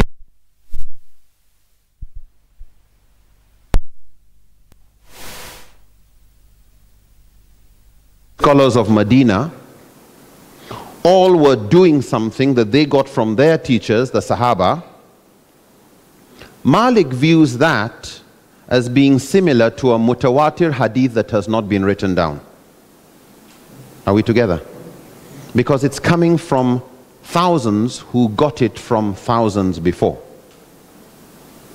It's more reliable to Malik than an ahad hadith of one or two people who got it from one or two people who got it from one or two or three others. Malik views the Amal of Medina as another source of the Sunnah. Sunnah can come from hadith, but for Malik, hadith could report a rare occurrence. Something that was just done once. Something that was just done. You rise from ruku. What do you say? What do you say? Sami Allahu liman hamida. And then what do you say? Okay. And then what do you say? Hamdan, kathiran, tayyiban, mubarakan fihi. Based on what? Based on a hadith that when the Prophet rose from ruku, after saying Sami Allahu liman hamida, some sahabi, a sahabi, unsolicited, nobody told him to do it, just decided to praise Allah more. You know, since you say Sami Allahu liman hamida, okay, Allah hears those who praise him, and then you say Rabbana, oh Allah, lakal hamd, to you belongs all praise. Since you say Allah hears him who praises him, he thought, good idea, praise more than just that. To cut a long story short, the Prophet ﷺ after prayers asked who, and says a group of angels were rushing to record that reward. In other words, what you did was a good thing. Malik is interested in finding out, did all the Sahaba after that start saying Hamdan kathiran tayyiban mubarakan fihi? Is that something we should all do? Or is it just, it was done on an occasion, so it was good, but not normative? Everybody has to start doing it. To know whether a sunnah is normative or an exceptional case, Malik says, let me see whether the people of Medina are doing it. Do we understand that logic? The Prophet lived most of his life in Medina. At least when you say the Sharia side. The Prophet ﷺ, when you say Islam complete, it's a state, etc., it was in Medina. Whatever sunnah, we follow Quran and sunnah. Whatever sunnah is supposed to be practiced and followed, the Prophet had enough time to make sure everybody knew about it and it was implemented in Medina. If the Prophet passed away before this was implemented, then Sayyidina Abu Bakr, the next caliph, he had about 2 years in which to make sure a sunnah was implemented. Then Umar came around, and they all stayed in Medina. And Umar was caliph for 10 years. If there was any sunnah, and actually Umar did not like Sahaba leaving Medina. After the death of the Prophet ﷺ, many of Sahaba started to move elsewhere to go and share Islam and move to the frontiers. Umar didn't want his leadership to not have good counsel, good advisors. So he tried to keep as many of them at the center, which is an argument used to justify ijma, that his statements, he had good advisors around him in his own ijtihad, so it added more authority. But key point is, Umar had an additional 10 years on top of Abu Bakr's 2. Whatever the Prophet wanted implemented, and what was supposed to be a law, if it wasn't implemented during Abu Bakr's time, it would be implemented during Umar's time. Uthman became a caliph for about 12 years. Ali changed capital. However, over 10,000 Sahaba lived and died in Medina. Knowledge about Islam never came from other places to Medina. It moved from Medina elsewhere. Sahaba moved from Medina elsewhere. If you say some new bid'ah came along, the Khawarij, the Shia, the this, the that, any new thing that from the Sunni perspective was a bid'ah, it was an innovation, it didn't start in Medina. It started elsewhere and came. Medina had too much of a knowledge base. There were too many scholars in Medina for you to start that kind of thing. Medina was resilient. It had grown with the Sunnah. And not just the city, but the surrounding rural areas. The rural areas are the last to change, even in Malay culture, right? Yeah. City is where things will start changing, but the last place things would change would be in the rural areas. So when we say amal of the people of Medina, for Malik, he was looking at his scholars and also those people in the rural areas whose Islam came directly from the time of the Sahaba and the Prophet ﷺ. When you now bring a hadith to Malik, if it is mutawatir, then of course his teachers, what you call the 7 scholars of Medina, would have known about it. I mean, how can a hadith not be known by the scholars? It's the scholars who are the teachers. They are the ones who pass the hadith on. So for Malik, if you bring a hadith that is going to say, do something on a regular basis, Malik would want to look at the amal of Medina, practice of the people of Medina. Are they doing it? So for example, there's an authentic hadith narrated that before going into sujood, you'll raise your hands like this and then go into sujood. And when you come back, you raise your hands and carry on. Okay? Authentic hadith. 2 problems for Malik. This is salat. This is salat. It was done every day. Every day. But he didn't see that in the amal of Medina. And because it's salat, and it was done every day, how come it's an ahad hadith? It should have been mutawatir.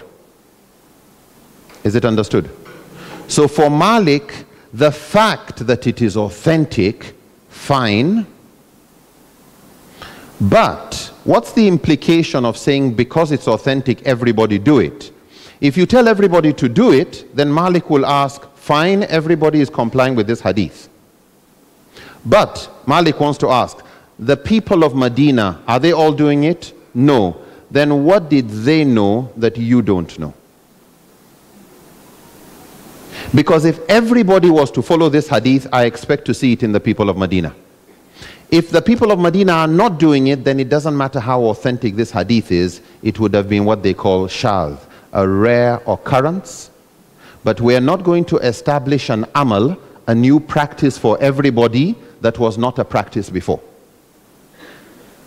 So for Malik, he is not saying this is a weak hadith. He's just saying maybe it came earlier and was no more practiced. But if the Sahaba were not doing it, the students of the Sahaba were not doing it, and the people in Medina seem not to know anything about it other than, we have the hadith, then to him, okay, it's good, but he's going with amal. So amal for Malik is a source of deciding what in hadith is supposed to be sunnah that is to be practiced. If it was not practiced, if it didn't become the norm, Malik is not going to make it a norm. There's an authentic hadith where the Prophet ﷺ said, you should not eat birds that have talons, these claws, or animals that have canine teeth, carnivorous animals. It is a Sahih hadith. No question about it. So based on that, you can't eat a crocodile. Why? It's got both. It's got canine teeth, it is carnivorous, it's got claws. You can't eat a lion, you can't eat a bear, you can't eat a cat, you can't eat a eagle, you can't eat any of these.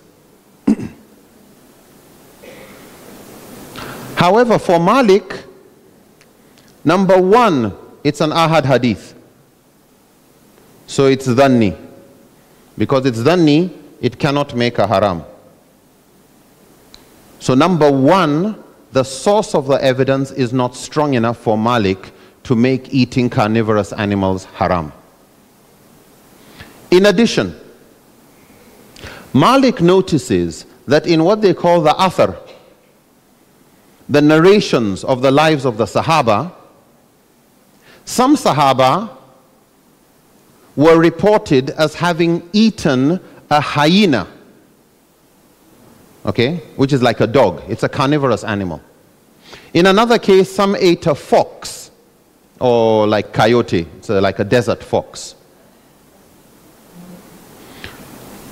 And people in Medina seem to have no problem with it.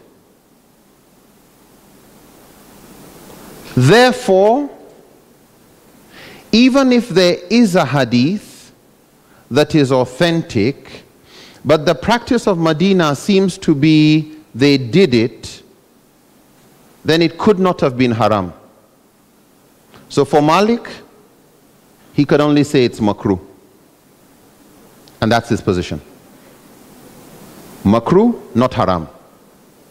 But that's because these hadith are being moderated or qualified by Amal of Medina. For those scholars who don't look at Amal of Medina, so if you look at this as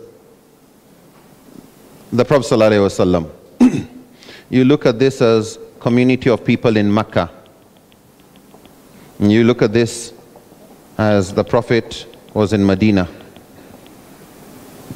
And so even when the Prophet ﷺ was not around, the culture here, and for the next generation, and the next generation, that's what Malik is looking at. So for Malik, this is the best source of the Sunnah, because it's from here hadith moved to other places. For other scholars, since there is no doubt this hadith that went to somewhere else is authentic, then it is also Sunnah, not only this.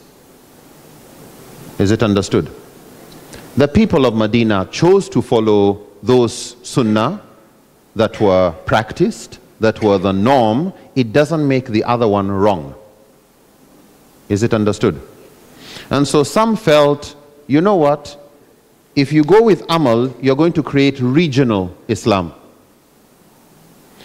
And Medina had a culture. Medina had a culture, urf, which we will look at. A lot of things were accepted in Medina because they were urf, not because they were prescribed.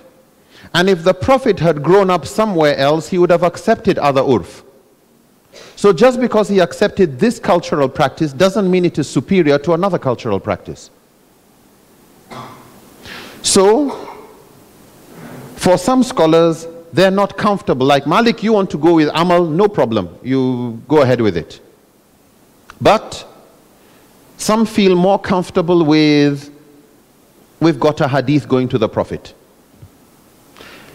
Some say, look, how are you sure that what you're calling Amal of Medina here was not just a practice that was started by one caliph or one governor? How are you sure it went back to the time of the Prophet ﷺ? The Malikis, they distinguish between what they call Al-Amal Indana and what is Al-Amal Mujtama Indana. The practice of the Medina and the practice upon which the scholars of Medina are agreed. This one came from the time of the Prophet ﷺ. The key point here is just let's understand where the Malikis are coming from and understand where the others are coming from. But without spending much time on this, Amal of Medina for Malik was more authoritative than a single chained hadith. However, they still considered it as dhanni. If you rejected Amal, Malik didn't look at you as committing a sin. They just felt you were going with weaker evidence. So if you brought a hadith that was supported by Amal, that was the most powerful to Malik. Ahad hadith with Amal supporting it, that's powerful. Ahad hadith, no Amal supporting it, they put it aside and they say we'll go with Amal. Yeah.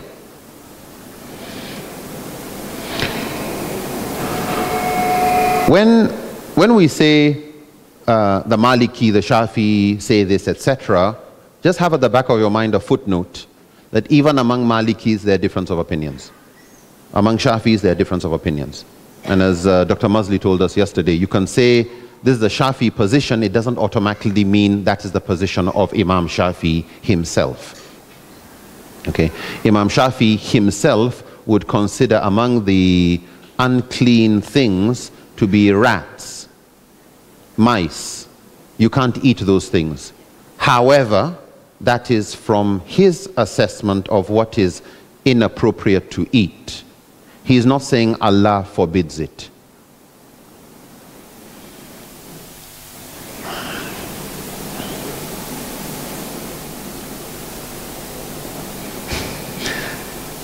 The other tool we'll look at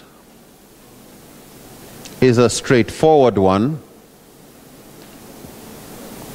A ra'ayi or opinion or fatwa of a sahaba, of a companion.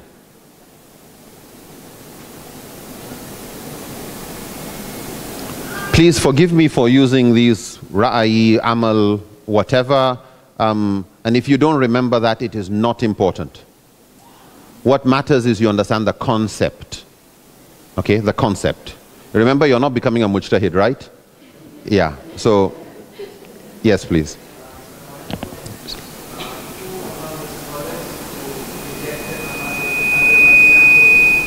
The Shafi rejected Amal. I'm not aware of a Shafi scholar that accepted it. The Hanafi reject it. Hanbali, difference of opinions. Ibn Taymiyyah accepts it as a strong source of validating Sunnah. And then, of course, the Malikis. But among the Malikis, you find people like Ibn Abdul Barr, a number of others, who, if there's a single chain hadith that is not supported by Amal, it can be a Sunnah. Whereas others, Shatibi and others, will say a single chain hadith not supported by amal is shaz. So you have difference of even within the Maliki. So while they recognize amal, they differ on its authority. Yes, please. Yes.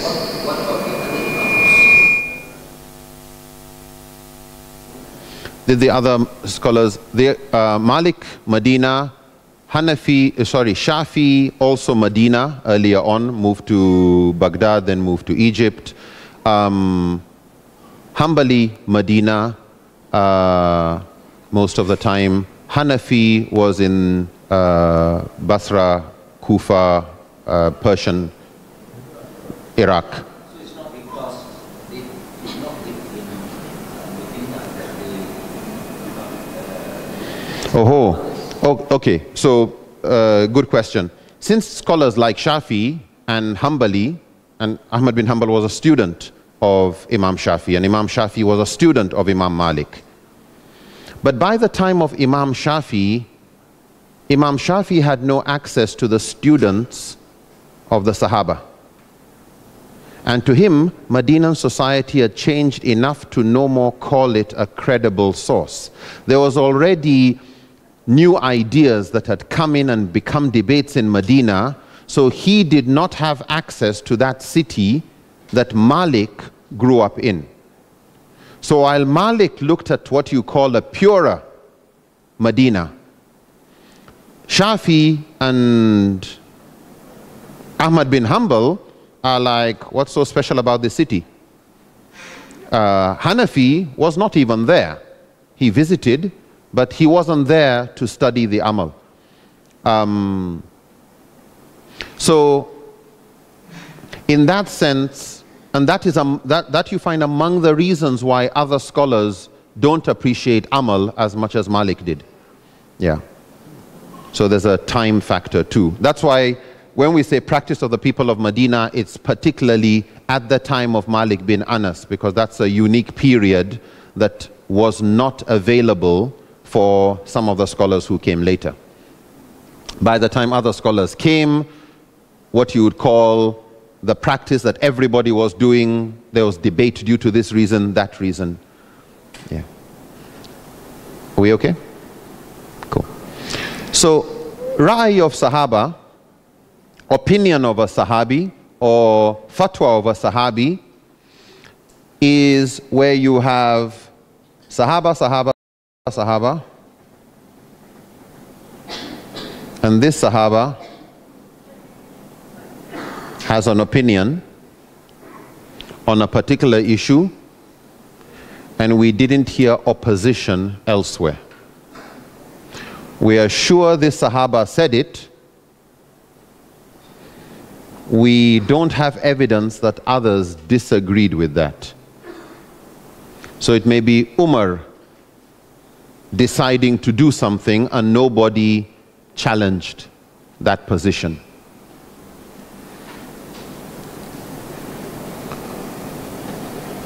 So at the time of the Prophet ﷺ, in nearly all the cases that came to the Prophet ﷺ, where somebody had divorced his wife 3 times on one occasion. Not I divorce you, then some months later I divorce you, then some months later I divorce you.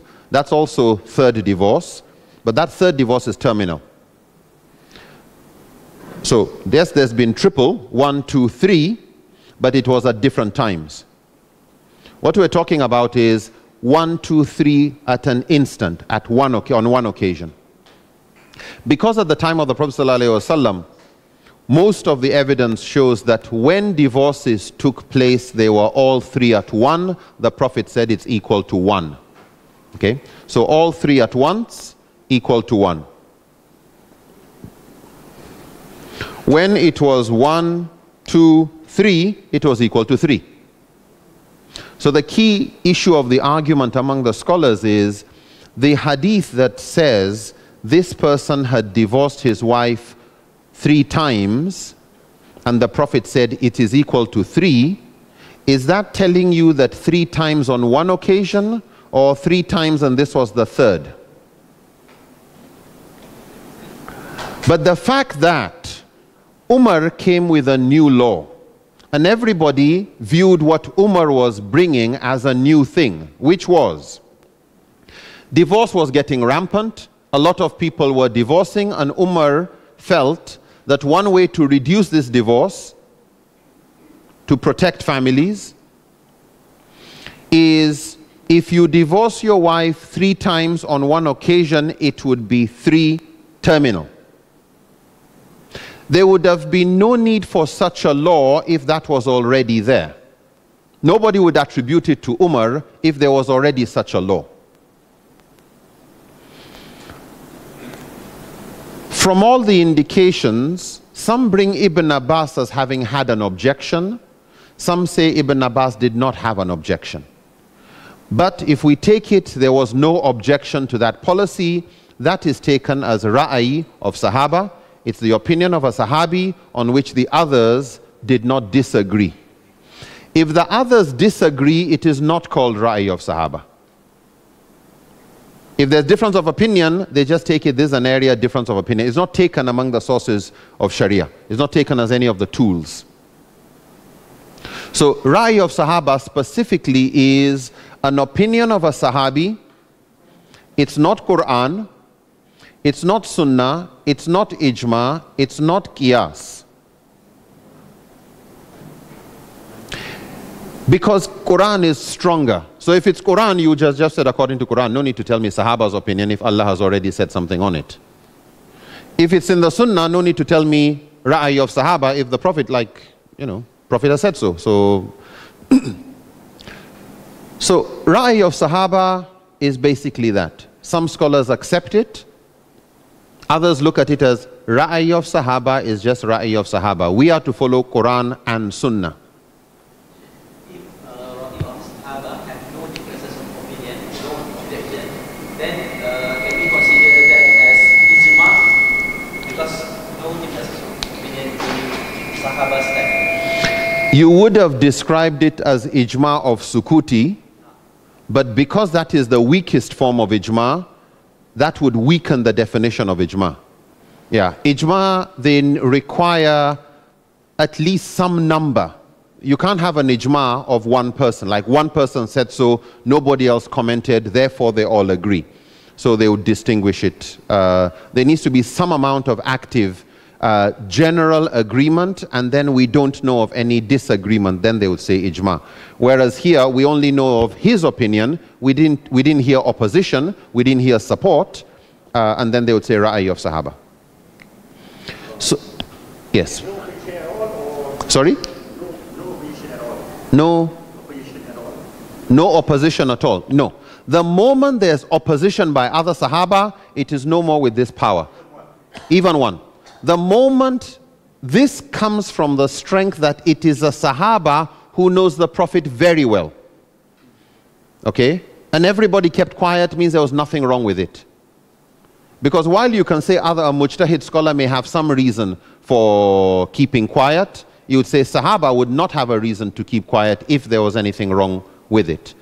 So, key thing about Ra'i or Fatwa of a Sahabi is no opposition, and it is one person's. Yes, it could be any of the Sahaba. Having said that, for some scholars like Ibn Taymiyyah, like Imam al-Ghazali, Ash-Shawkani, number of these, Ra'i of Sahaba is not a binding source. It's not an independent source. You can't go and make a fatwa just because of Ra'i of Sahaba. So they would rather use Ra'i of Sahaba to support a particular position. Yeah, but not stand alone. So that's Ra'i of Sahaba. And think about it. For some scholars, if the Quran is silent, the Sunnah is silent, there's no Ijma, Qiyas, before they start their own reasoning, if a Sahaba holds an opinion and other Sahabas kept quiet about it, to them, that's an authority more credible than his own thinking. Okay, so if Sahaba said it, well, no problem. We'll go with the opinion of a Sahaba on it.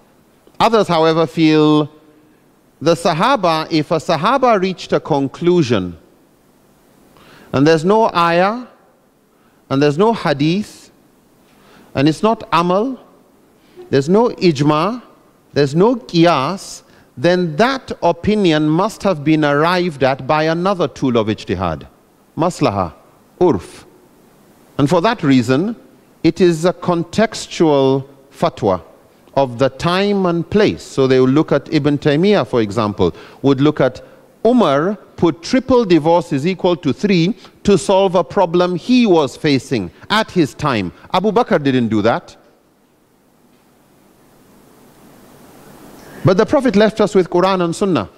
So it is for the leadership now or at any time and place to look again and say, is the ra'ayi of this Sahabi, Umar, something that achieves maslaha today? Does it help marriages?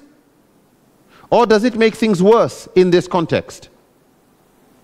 It's not a binding source for them.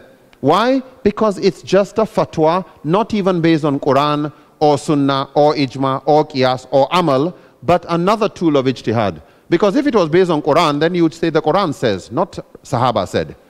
If it's the Sunnah, you would say the Sunnah says, you not say Sahaba. Are we together on that? Yeah. Umar says,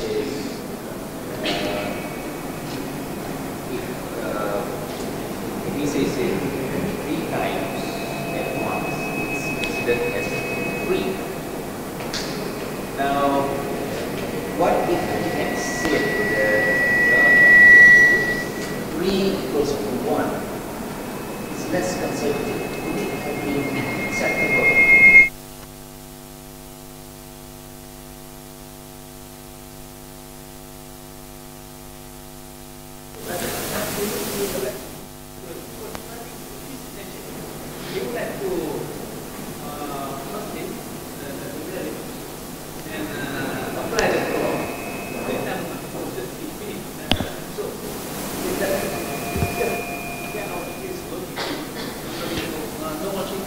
Yeah. What if Umar said something else? What if he had said it in another way? Allahu alam. But what we do know is he made a policy in order to reduce divorce. The fact that others seem to feel yes, that because people were playing with divorce.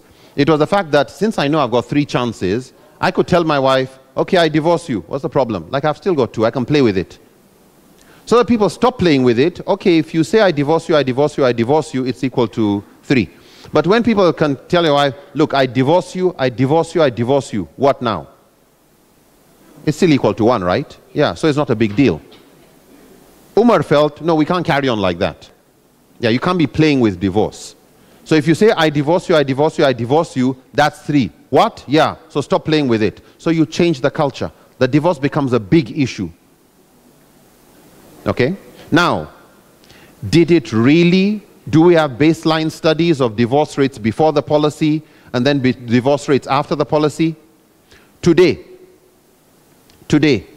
in societies where triple divorce on one occasion is equal to 3, and in those families where they've got triple divorce, in other words, you look at people who followed fatwas. Those who went with the Saudi, they take the Ibn Taymiyyah. Actually, some of the early Malikis held that opinion too. That 3 is equal to 1. But in Hanbali school, there were 2 views. The view that 3 is equal to 3 and the Ibn Taymiyyah 3 is equal to 1. I mean, he went to prison. It eventually died actually because of the opposition others had towards that.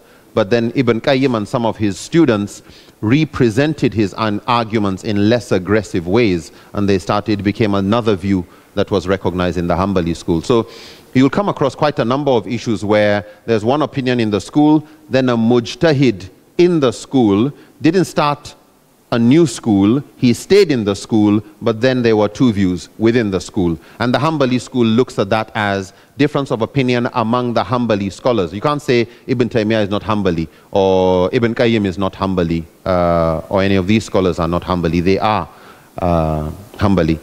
However, if you take it as Ra'i of Sahaba, and it was done for maslaha, we will come to that. It was done in the interest of the public to solve a problem. If you were to take studies today of marriages where there was a triple divorce and it was equal to 3, okay? Let's look for 1,000 marriages that had triple divorce equal to 3. Let's look for another 1,000 marriages where there was a triple divorce and it was equal to 1. So they are still together. Between these 1,000 families and these 1,000 families, which ones have got more of their children being taken care of?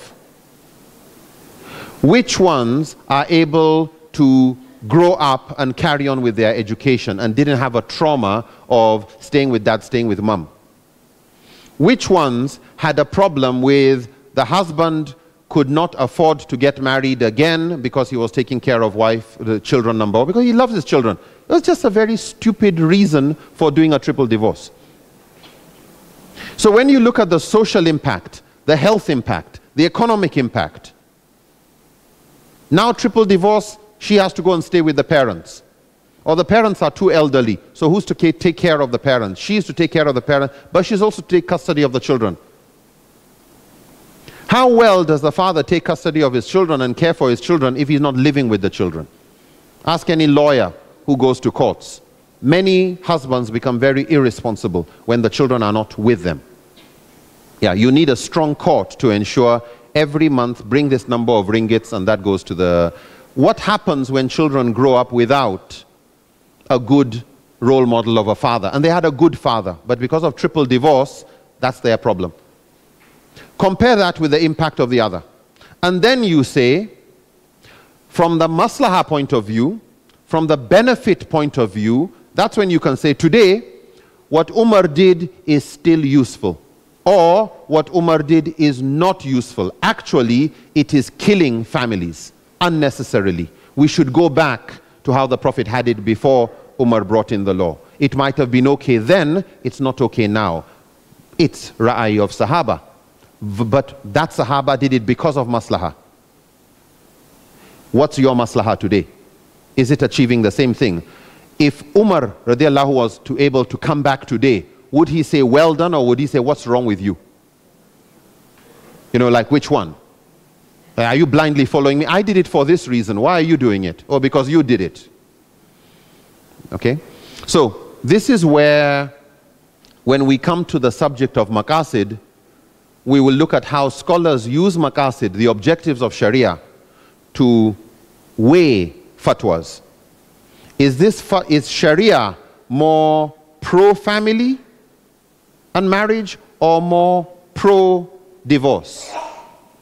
So does a fatwa incline more towards this or more towards that? That's from a very simplistic assessment. Of course, Umar felt we're protecting families with this fatwa instead of making them trivialize. So in Umar's context, this was in line with maqasid. Is it still in line with maqasid? Another issue. So, Ra'i of Sahaba. Yep. Sorry?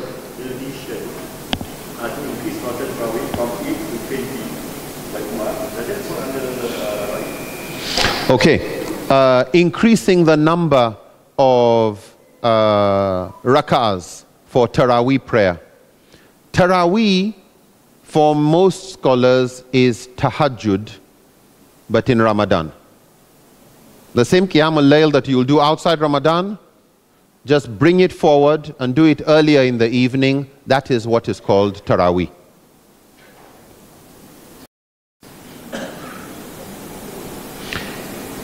How many rak'ahs you do, it's a nafila, so the more the better.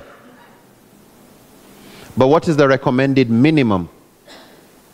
So a particular Sahaba And this is where, you know, unlike today, in the past, some mosques were proud that they did more rakahs. So they had no problem with doing more. The problem was, so what's the minimum? And for some of us, how many more? More than 8? Are they doing 12? They're doing 10, they're doing 16, they're doing 18, they're doing 34. Bid'ah. You know, but you have to be careful about calling a practice of Sahaba bid'ah in a negative sense, because you're then assuming you understand the Sunnah better than them. Yeah, it's a very arrogant move. Yeah, you have to be really careful about this. So when it comes to issues of Taraweeh, you would find, yes, there's a Sunnah of what was the norm, minimum, but then some would do more, and you wouldn't find opposition. If you want, you stop at number of rakahs you want. If you don't do Taraweeh, you have not done anything wrong, because it's not fard, it's mustahab. It's good to do, but there's no sin for not doing it. Yeah.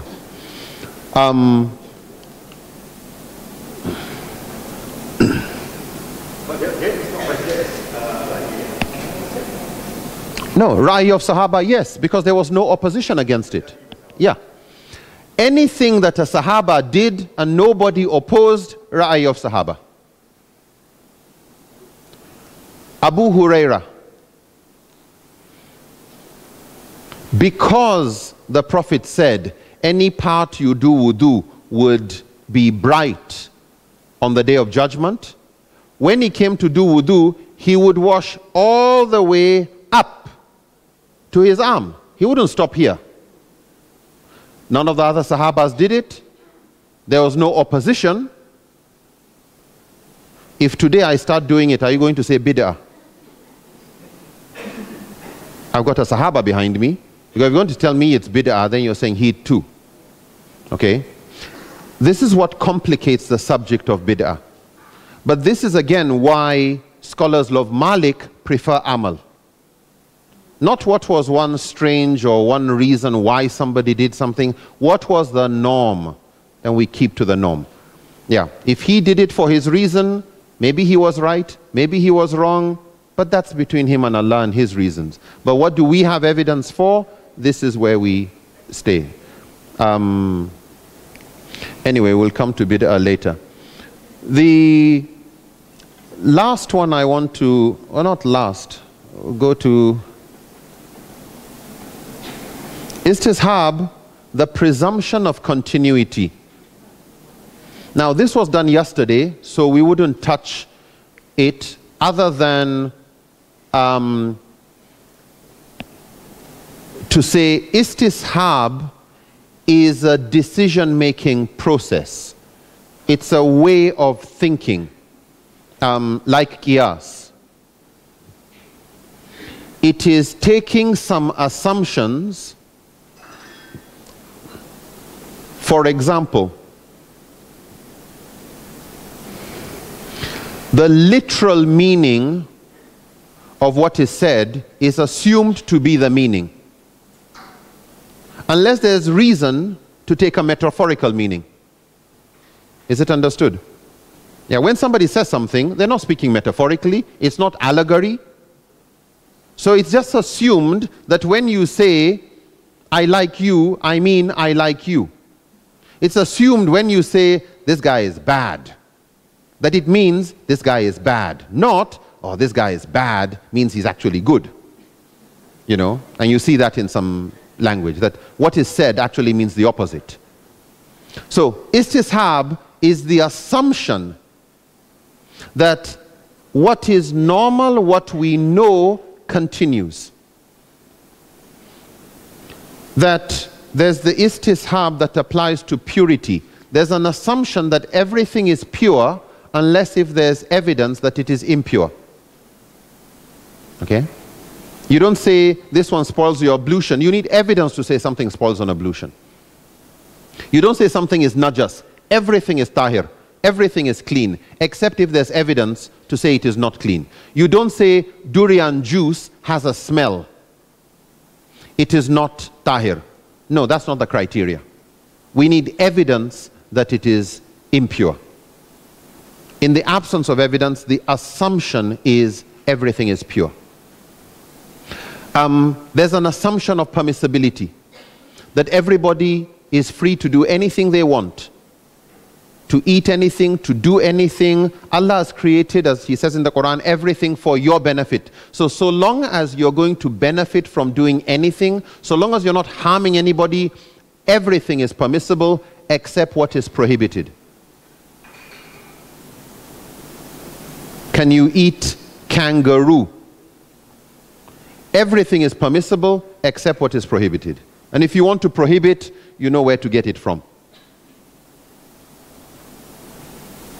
So there's an assumption regarding things take a literal meaning before you say there's evidence for something else, that things are clean unless you have evidence for the contrary, that things are permissible unless you have evidence for the contrary, that people are innocent until you have evidence that they are guilty. So istishab also goes with the judgment of things in the past continues unless there's judgment for a change. So for example, and this was used yesterday, istishab assumes that between you and me, we have not sold anything to each other. If you come and say, there's a debate on whether I bought your house or not, they just look at time. We just go back in time. Which was the original state? The original state was you have your house and I didn't have a house. So it's later that you are saying that you sold me the house.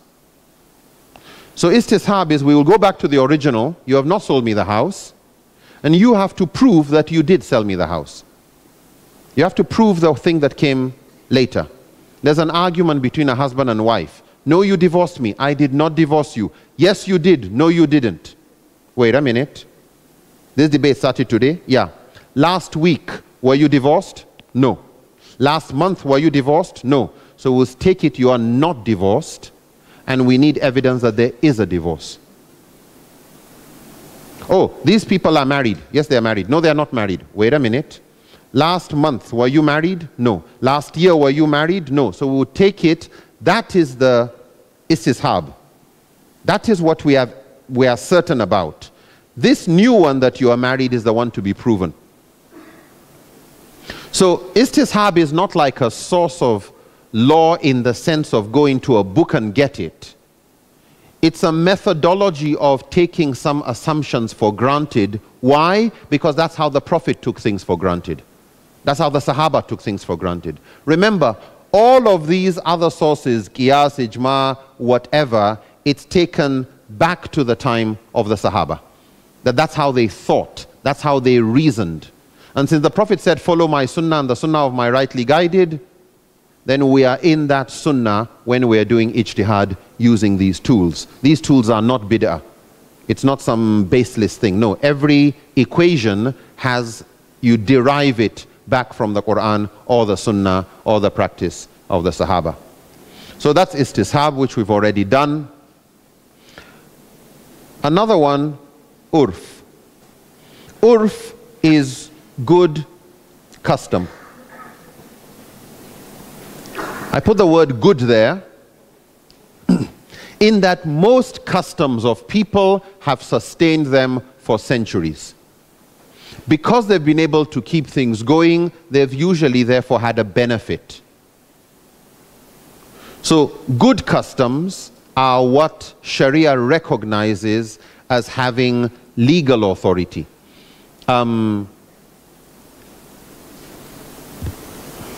In some custom, so basically what it's saying is, if a custom is bad, then even Sharia will consider it as bad.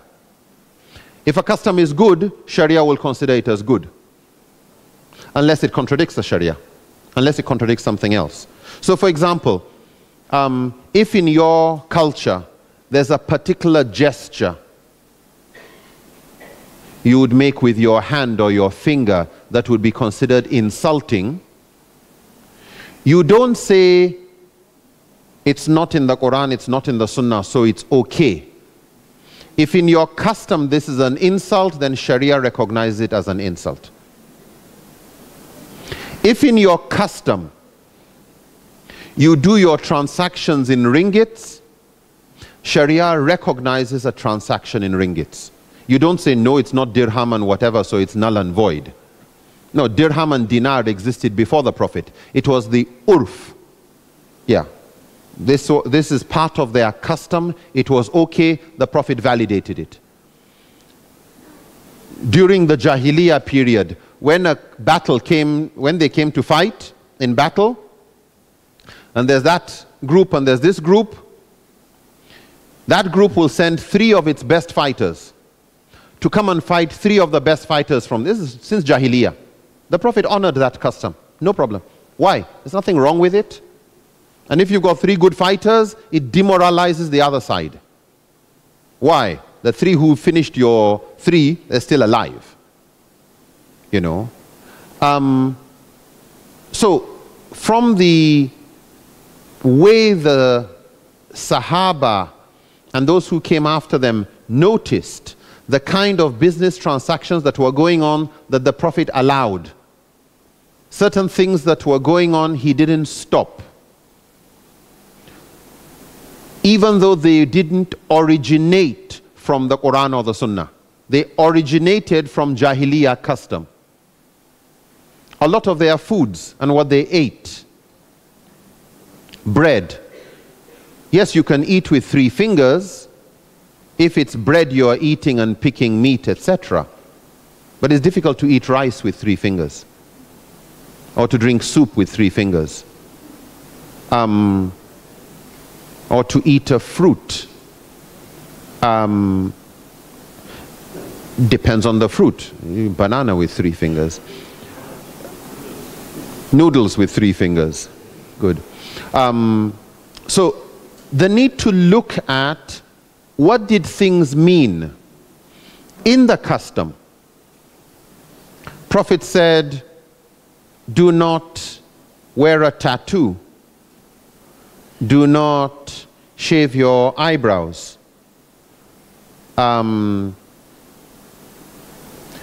not widen your teeth. Because in Jahiliyyah custom, in the culture, there were certain groups of women who were professional prostitutes. Okay? That's what, like, everybody knew, just like in some countries where prostitution is legal. Yeah, some clans, they were known for prostitution. And they had the way they dressed and behaved that had all the signs of their trade. They would move with their clothes, the whole front open. They would wear skirts that were slit from the thighs all the way down. They would arrange their hair like the hump of a camel. They would shave their eyebrows and put just a line there. And they would wear a tattoo. They would have a tent with a red flag. Once you saw that, you didn't ask, what is this person? Can they be approached? These are the signs of the trade. The Prophet tried to help the Muslim community distinguish themselves from a number of others. Culturally, you knew somebody was a Jew if he had a beard and he had shaved the mustache. In Medina, that was the sign of a Jew. Even today, many of the Orthodox Jews, they would keep a beard, but they would shave the mustache. If you wanted to know a Christian at the time of the Prophet would shave the beard, but he would leave a bushy mustache. That's how you knew a Christian. These were religious symbols. This was not just style. No, if you did it this style, we knew where you belonged to. If you are a Christian, you would wear a turban, but no hat under. So the Prophet ﷺ said, distinguish yourselves from the Christians. You wear a hat, then put your turban on top. Why? Because if you didn't have a hat, we would think you were a Christian. That's how they dressed. And this is why the study of the urf, the study of seerah, the study of the context, how did people live, helps you understand what were those things that were urf, that were bad, that the Prophet changed. Christians and some Jews, when they went to pray, would take their shoes off. So the Prophet said, distinguish yourselves from the Christians. In another hadith, distinguish yourselves from the Christians and the Jews. Pray with your shoes on. They pray with their shoes off. The Prophet said, pray with your shoes on. Why do we now pray with our shoes off? Just not to dirty the carpet. We're not imitating Christians. And praying with shoes off is not what Christians do today. Most Christians who go to a church keep their shoes on. Most Jews who go to a synagogue go with their shoes on. You're not praying with shoes on or off because others are doing it. You're doing it for your own reasons. We'll come later to the distinguishing between tashbih and tashabbaha.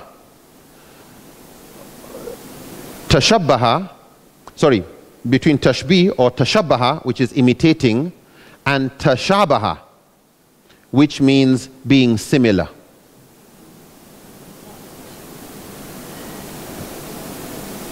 Imitating is wrong. Doing your thing, they do their thing, but you're not imitating them is permissible. There's a kind of shoes that most people knew monks wore. They're very comfortable. The Prophet wore it. Not because he wants to look like a monk, but he wants comfortable shoes. These were shoes that still had the hair, the fur of the animal on top. We'll come back to that later. But key thing was, for some scholars, they wanted to study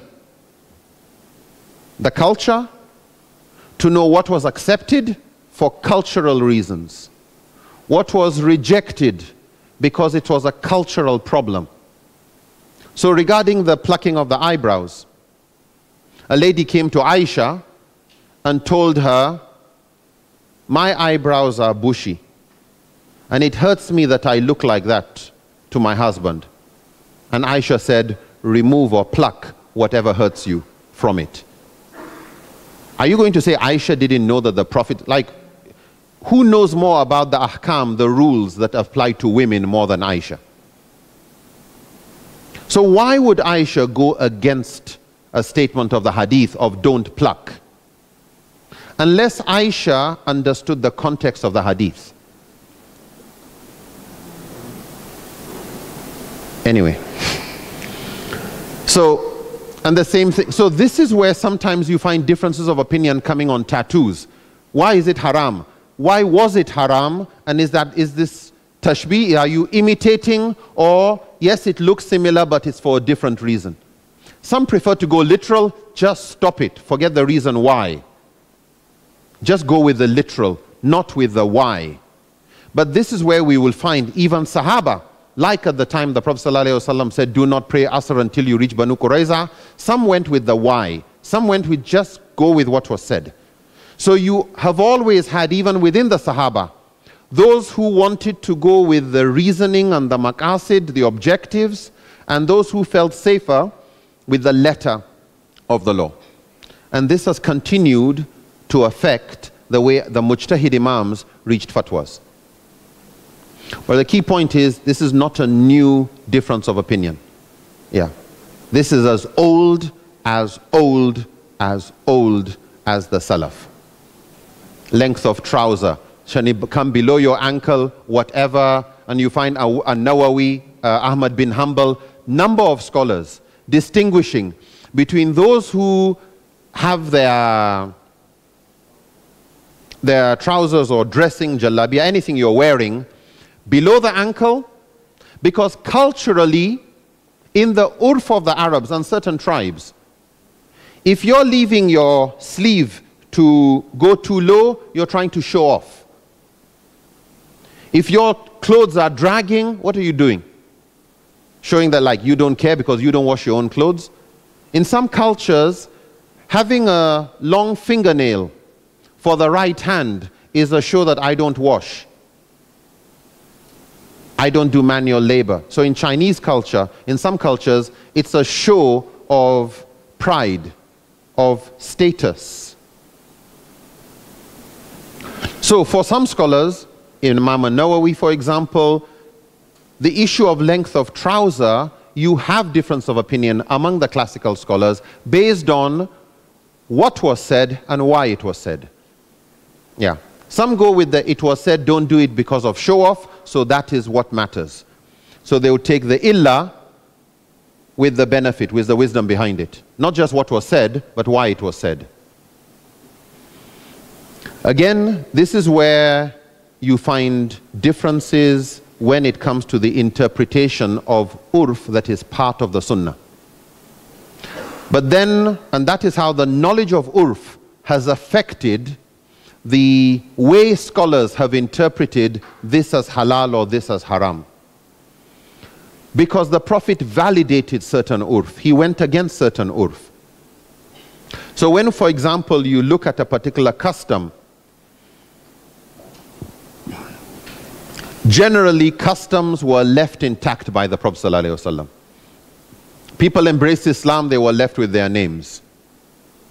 Yeah, you didn't change your name. The sunnah was, keep your traditional name. Your name was Bilal, it remains Bilal. Your name was Salman al-Farisi, it stays as Salman al-Farisi. Your name was Suhaib, and you are a Roman, which is a European, your name remains. If there's a problem, however, with your name, an element of shirk, a level of negativity, then it was either recommended to change it, or if it was shirk, you had to change your name. But it's your name, not the name of your parents. So if your name of your parents was Abdul Muttalib, or the name of your parents was Abdul Shams, that is not your name. You still keep the name because it shows your own lineage. And the protection of nasl or lineage is one of the maqasid of Sharia. We want to know your lineage. Yeah. So, urf, very important, and this has been one of the tools that the Hanafis and the Malikis have been most respectful of. Particularly those two. The Maliki and the Hanafi. Hanafi very much. That, yeah. Sorry? Yeah.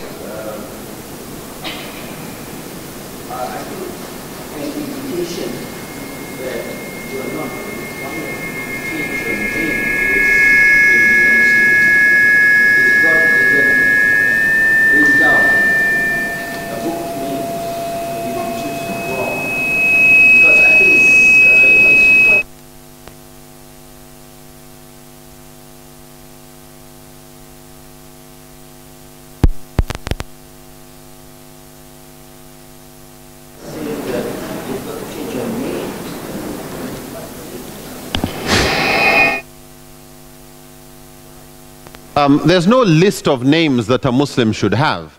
There are names that are recommended. The Prophet ﷺ encouraged people to have names that end like Abdullah or Abdul Rahman, names of Allah. But he didn't call his own children all by those names. So he still called this one Ibrahim. He still called this one Qasim. Sahaba called their children by various names. Among the children of Ali was somebody called Umar. Among his children was Hassan or Hussein, etc., etc. They were not all Abdullah. So while it's a good name, it's not saying there's anything wrong with any other name. So it's good. It doesn't make the others bad. Yeah. And most of these names, you buy books in bookshops, Muslim names. You know, these are cultural names. Yeah, they're cultural names. Pakistani, Arab names, etc. But this is why urf is important. Because in da'wah, If you don't recognize people's urf, you will want them to change their clothing even though their clothing could be modified to meet Sharia requirements in their own cultural way. Why make them forget their own culture and be more Pakistani or be more Arab? Why? That's cultural imperialism. Yeah. Allah has created into nations and tribes lita'arafu, that you should know one another better, that you should recognize your languages are all ayat from Allah. Okay? They are all signs of Allah. There's no Arab better than, and the Prophet made it very clear, an Arab is not better than a non-Arab, nor is the black or white better than a this. It's all your taqwa. You know, that's really what matters. The problem is when we don't recognize or respect urf, and this is important, we end up, if you're not careful, starting with a kind of logic. The Prophet was an Arab, therefore we prefer the Arabs. You forget the Jahiliyyah and the biggest mushrikun who killed the Prophet were Arabs too. And that's not what the Prophet taught. So careful with another kind of logic. You know, Arabic is the language of Jannah. And you find people coming with, and Persian is the language of Jahannam. Yeah. This is the old Arab-Persian problem that still today it's now called Sunni Shia. Yeah, there's a racial ethnic problem that's been underground or overground for millennia. It's not new. It's not new. We can come to that one later. But on the issue of urf, basically they actually ended up with a maxim from so much evidence. You know, when Hind, the wife of Abu Sufyan, complained to the Prophet that her husband was not taking good care of her and her children, and sometimes she would go and take his money without his permission to take care of her children. Is it okay if she does that? And the Prophet ﷺ said, it's okay so long as you do it bil ma'aruf, according to urf, according to what is customarily expected. In other words, if it was found out, nobody would blame you for it. Why? Of course a wife should be taken care of. You have a right to his property. You have a right to it. But not to everything. But according to urf, according to your custom, according to what is considered normal and expected. So urf are those things that are customarily done by a people or rejected, etc., and it has become a yardstick for Sharia. But remember, where the Quran has said you have to do something, that's the priority. Sunnah says you have to do something, that's the priority. It's only when the Quran and Sunnah are silent on an issue and you have to start looking at other tools, then urf comes in.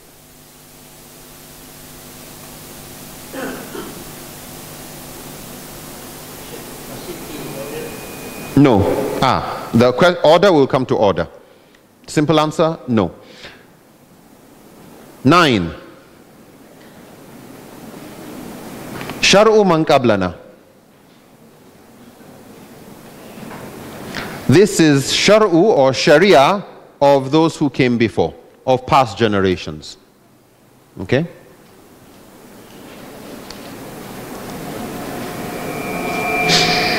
Where you have guidance from the Quran or Sunnah or Ijma or any of these, the scholars will go with that. Where an issue comes up and all of this is quiet, for example, should you have Saturday and Sunday as a weekend? Okay? What does the Quran say about it? Which does the Quran prefer? Nothing. There's no weekend actually. What about the hadith? Actually, many hadith try to emphasize why we should not make Friday a special day. So it discourages doing special things, like on Friday we will go to the graveyard. No. On Friday we will fast. On Friday, no. Just do your prayers, and after prayers, go back to business. It's not a holiday. From ijma, nothing. Qiyas would just support the hadith and the Quran, nothing. Amal of Medina, no weekend. Ra'i of Sahaba, no weekend. You look at urf, and you could say, well, we've been doing it, it's become part of the custom. If that's what we're already used to, we go ahead with it. So some would look at it as part of urf. Others will say, it's our custom, we decide what we want to do. Should we carry on with a weekend? Should we change the days? Should we shorten it? Should we? Up to us. Istishab, presumption of continuity, you could say similar to urf, or you could say yes, but istishab doesn't stop us from coming up with something new. However, there are some members of our communities that are Christians and some are Jews. And in their laws, they want Saturday off, they want Sunday off. Can we decide to go with them? Theirs is ibadah. Ours is not ibadah. We're not going to church or any synagogue on Sunday or Saturday. We're just having a day off if they want to go and do their thing. So for some, going with the Sharia of earlier laws, if it doesn't contradict anything, is permissible. Others will say, no. We will accept Saturday and Sunday not because it's biblical, but because it is good urf. Others will say, maslaha, public interest, it makes sense. There are certain laws that are in the Quran that Allah says were there before. So fasting has been prescribed upon you as it was prescribed for those who came before. Qisas, the issue of equitable retribution, is not new. It was there in the Torah. It was there before. That is a Sharia of before that has been confirmed as a Sharia for ours. So even though it was before, it has the validation of our own. So we have no problem there.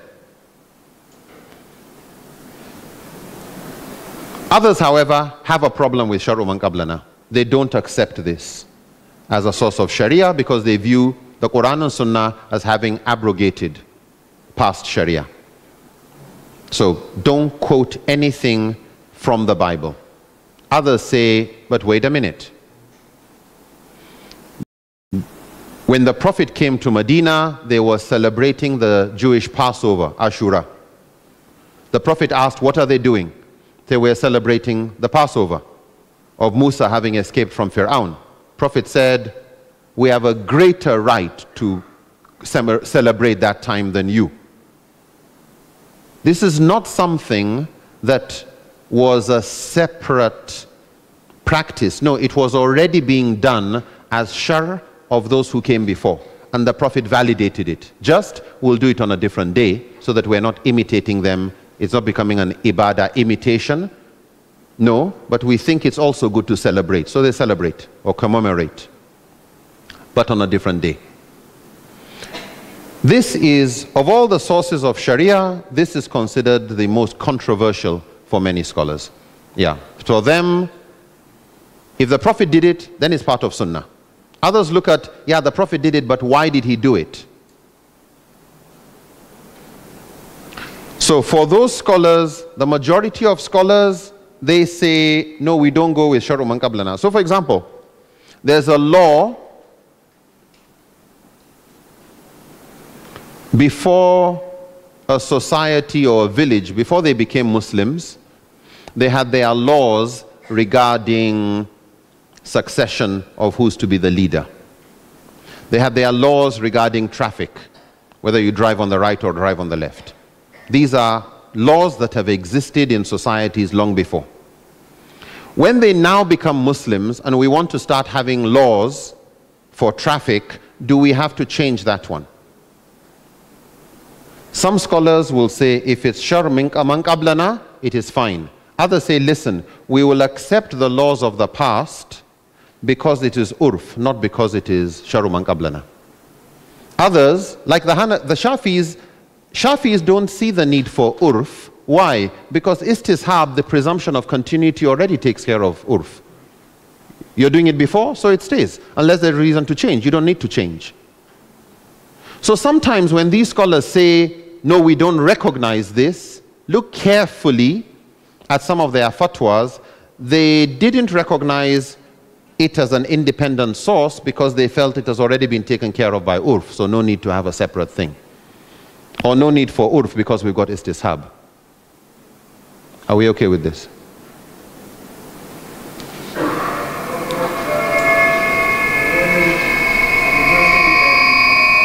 Just start again.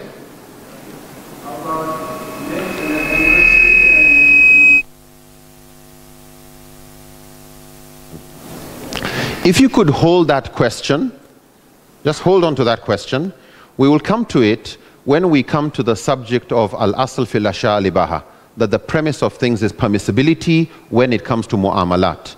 And we look at birthdays, whether birthdays belong to mu'amalat as a form of urf, good custom, or whether they are bad custom or part of ibadah. Because then you'll distinguish between the birthday of Jesus and the birthday of anybody else. One is considered part of an expression of somebody's aqidah, another one is an expression of their urf. So we'll look at how they approach it. Happy Christmas. Can you say Happy Christmas? Okay. What does Happy Christmas mean to you? When a Christian says Happy Eid, okay, Happy Eid. A Christian says Happy Eid or Ramadan Kareem. Does anybody in the custom understand that to mean I have accepted Islam and Islam is true? Okay? If in your own urf, if in your own context, when an atheist says Happy Christmas, he is not implying he recognizes Christmas. If in your own urf, when a Christian says Happy Ramadan, it doesn't mean I've become a Muslim, nor does it mean I have any respect for your religion. No, I'm just wishing you a happy holiday, and the holiday is called, it's just a good wish. It's just his way of being polite. If in your custom, if in your culture, saying Merry Christmas is the same, it's not meaning I accept your aqidah or that Jesus was born on that day. It doesn't mean any of that. I'm just wishing you a happy holiday. Then it belongs to just good urf. However, for some people, and this is why it's important to know the custom of even the scholar. Because for some scholars, the moment you say Happy Christmas, it implies you have accepted Christmas. You've recognized it. You are now saying you believe in the following things. That's his interpretation of your urf. You don't interpret your urf that way. So you can understand why somebody says it's haram, another person says it's not haram. Yeah. Scholars like Sheikh Abdullah bin Bayya, Yusuf al-Qardawi, number of these scholars actually bring the ayah in Mumtahina. What's that ayah? La yanhakum Allahu anna alladhina lam yuqatilukum fid din, etc. Allah has not forbidden you. This is Quran chapter 60 verse 8 and 9. Thank you. Allah has not forbidden you regarding those who have not been hostile against you. They have not fought against you on account of your faith. They have not driven you out of your homes. Allah has not forbidden you an tabarruhum wa tuqsitu ilayhim, that you should show birr and goodness towards them and be fair to them. So they look at this as if it's non-hostile people, you are not forbidden from being good to them. And greetings in ways that they like is a way of being good. It's a way of showing goodness and goodwill. Just as you wish them happy birthday or wish them happy safe journey, wish them whatever it is, that in urf does not contradict Sharia. Yeah. You are not changing your aqidah.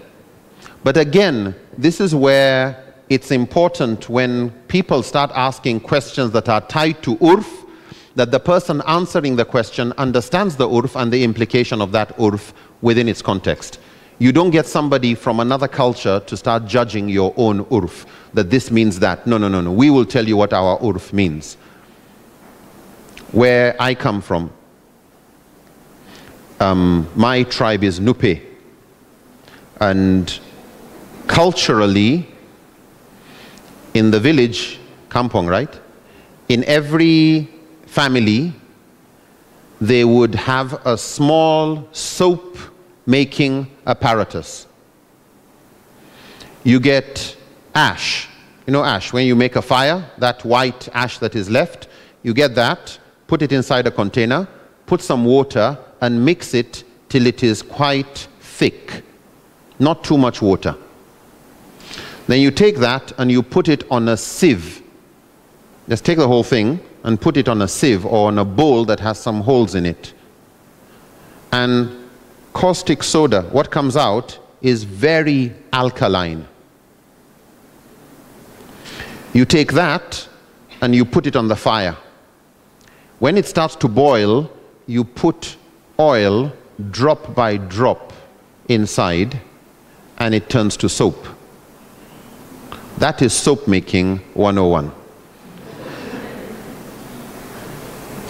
Culturally, if a man, the head of the house, kicks that thing and it falls, in your custom, what does that mean? He is angry? Okay. In our custom, all you have to do is tell, he kicked the soap making thing. Subhanallah, and they've been married for how many years? Everybody knows it means you've divorced your wife. You don't have to say anything. Just kick that thing, everybody knows what it means. Urf, Muslims. And in Maliki, because al-umur bi maqasidiha, matters are decided according to their maqasid. If that is why you did it, that is what it means. And Maliki recognizes one kick as one divorce. Yeah. You go some months later and kick it again, second divorce. You don't have to say anything. Yeah. Actions are judged by their intentions, and everybody knows what that action means. Sorry? Must there be witness? I mean, somebody has to know so you kicked it, right? Yeah. I mean, your wife will know you kicked it. Unless, okay, it was an accident, quickly put it together. It didn't mean that. You know, I'm not saying anything. But key point, these three are sometimes very interrelated. And while you'll hear a particular school, Shafi school, doesn't give emphasis to urf and sharu man qablana, when you listen to Shafi explaining istishab, they cover it. Yeah. Hanafi may take istishab and they'll take urf, but they will not take sharu man qablana. But if you listen to Hanafi describing urf, they have taken sharu man qablana. Yeah, they had no problem with the rules of trade, of business that have existed, that didn't contradict anything as urf. Why? It's custom. Did it originally come from their religion? It's good urf. Yeah, and it's no more an ibadah related thing. It's now mu'amalat. They don't have a problem with that. Now we go to the more exciting area.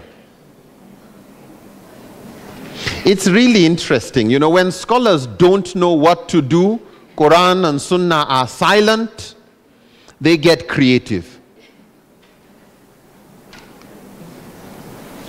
There's one they call maslaha.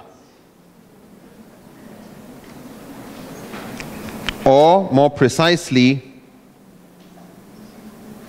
forget the precise name. It's Masali al-Mursala. That's probably a more accurate way. But what it means is public interest. Okay. Public interest. Okay, public interest.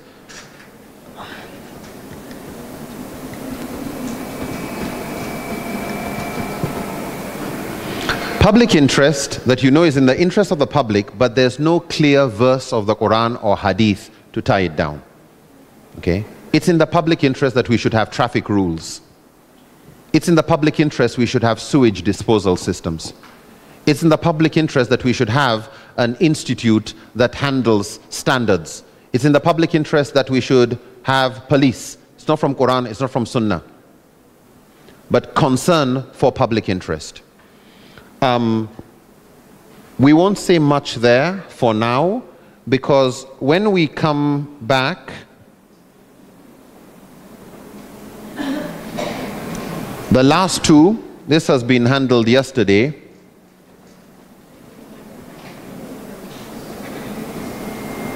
Sadad Daraya and Istihsan. We'll take a break. We should have taken a break since. I understand we'll take a break between 2 and 3. Sorry, Lim. 2:15. We resume at 2:15? Okay. So when we resume at 2:15, we will do these. They're very similar to each other. They're used interchangeably. Some differences, but at the end of the day, a lot of these differences are semantic. You know, so we'll come to that. But once we've done these, you've gotten the sources of Sharia, and then we will see how they get applied, inshallah. Jazakumullahu khairan. We'll meet at 2:15, inshallah. Assalamu alaikum. For our break, I have two announcements. First, whoever lost their note yesterday can claim from the registration table. And the second thing, against regarding our reference book or notebook, we have in our registration table, can buy there.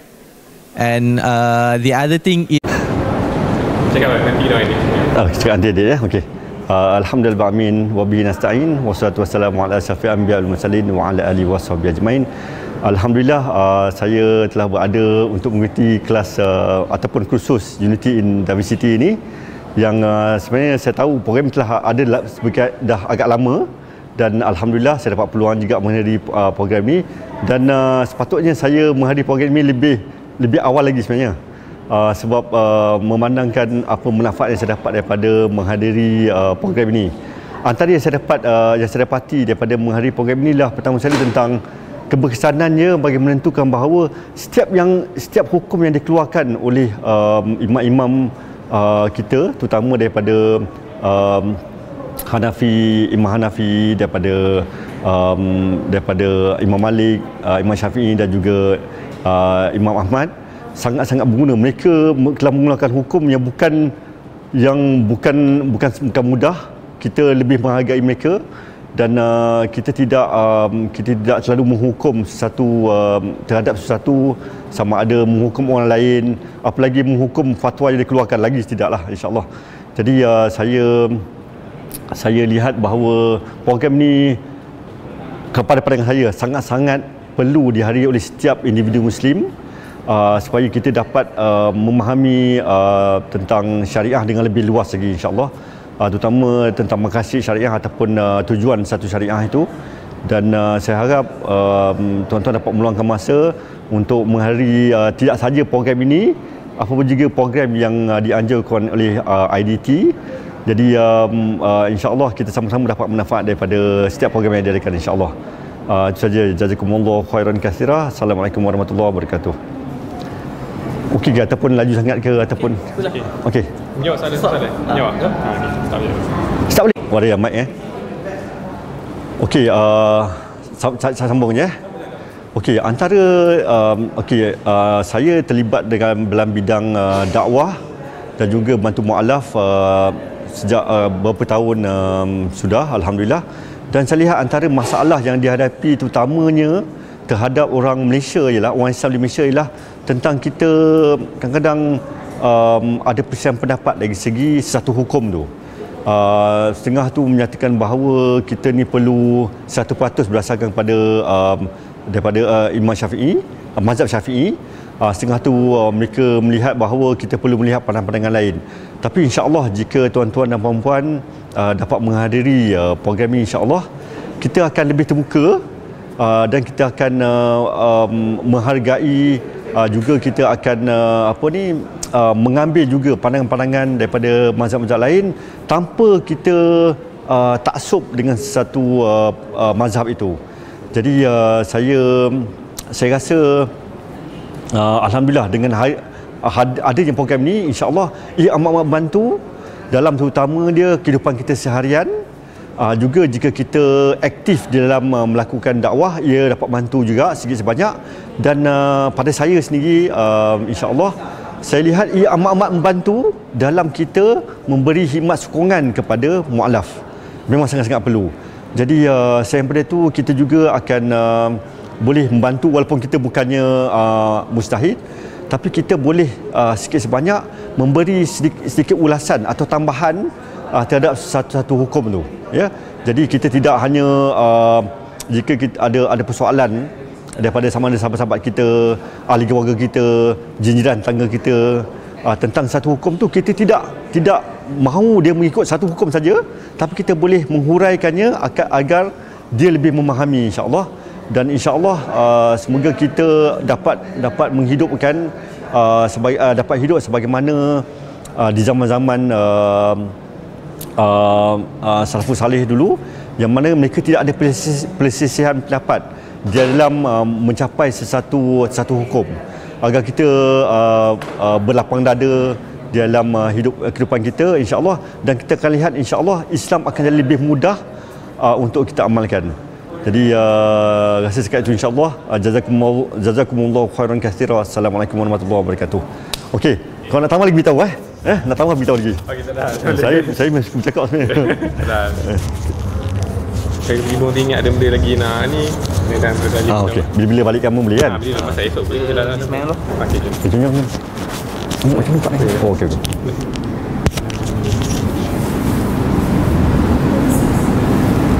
Okey. Oh, jadi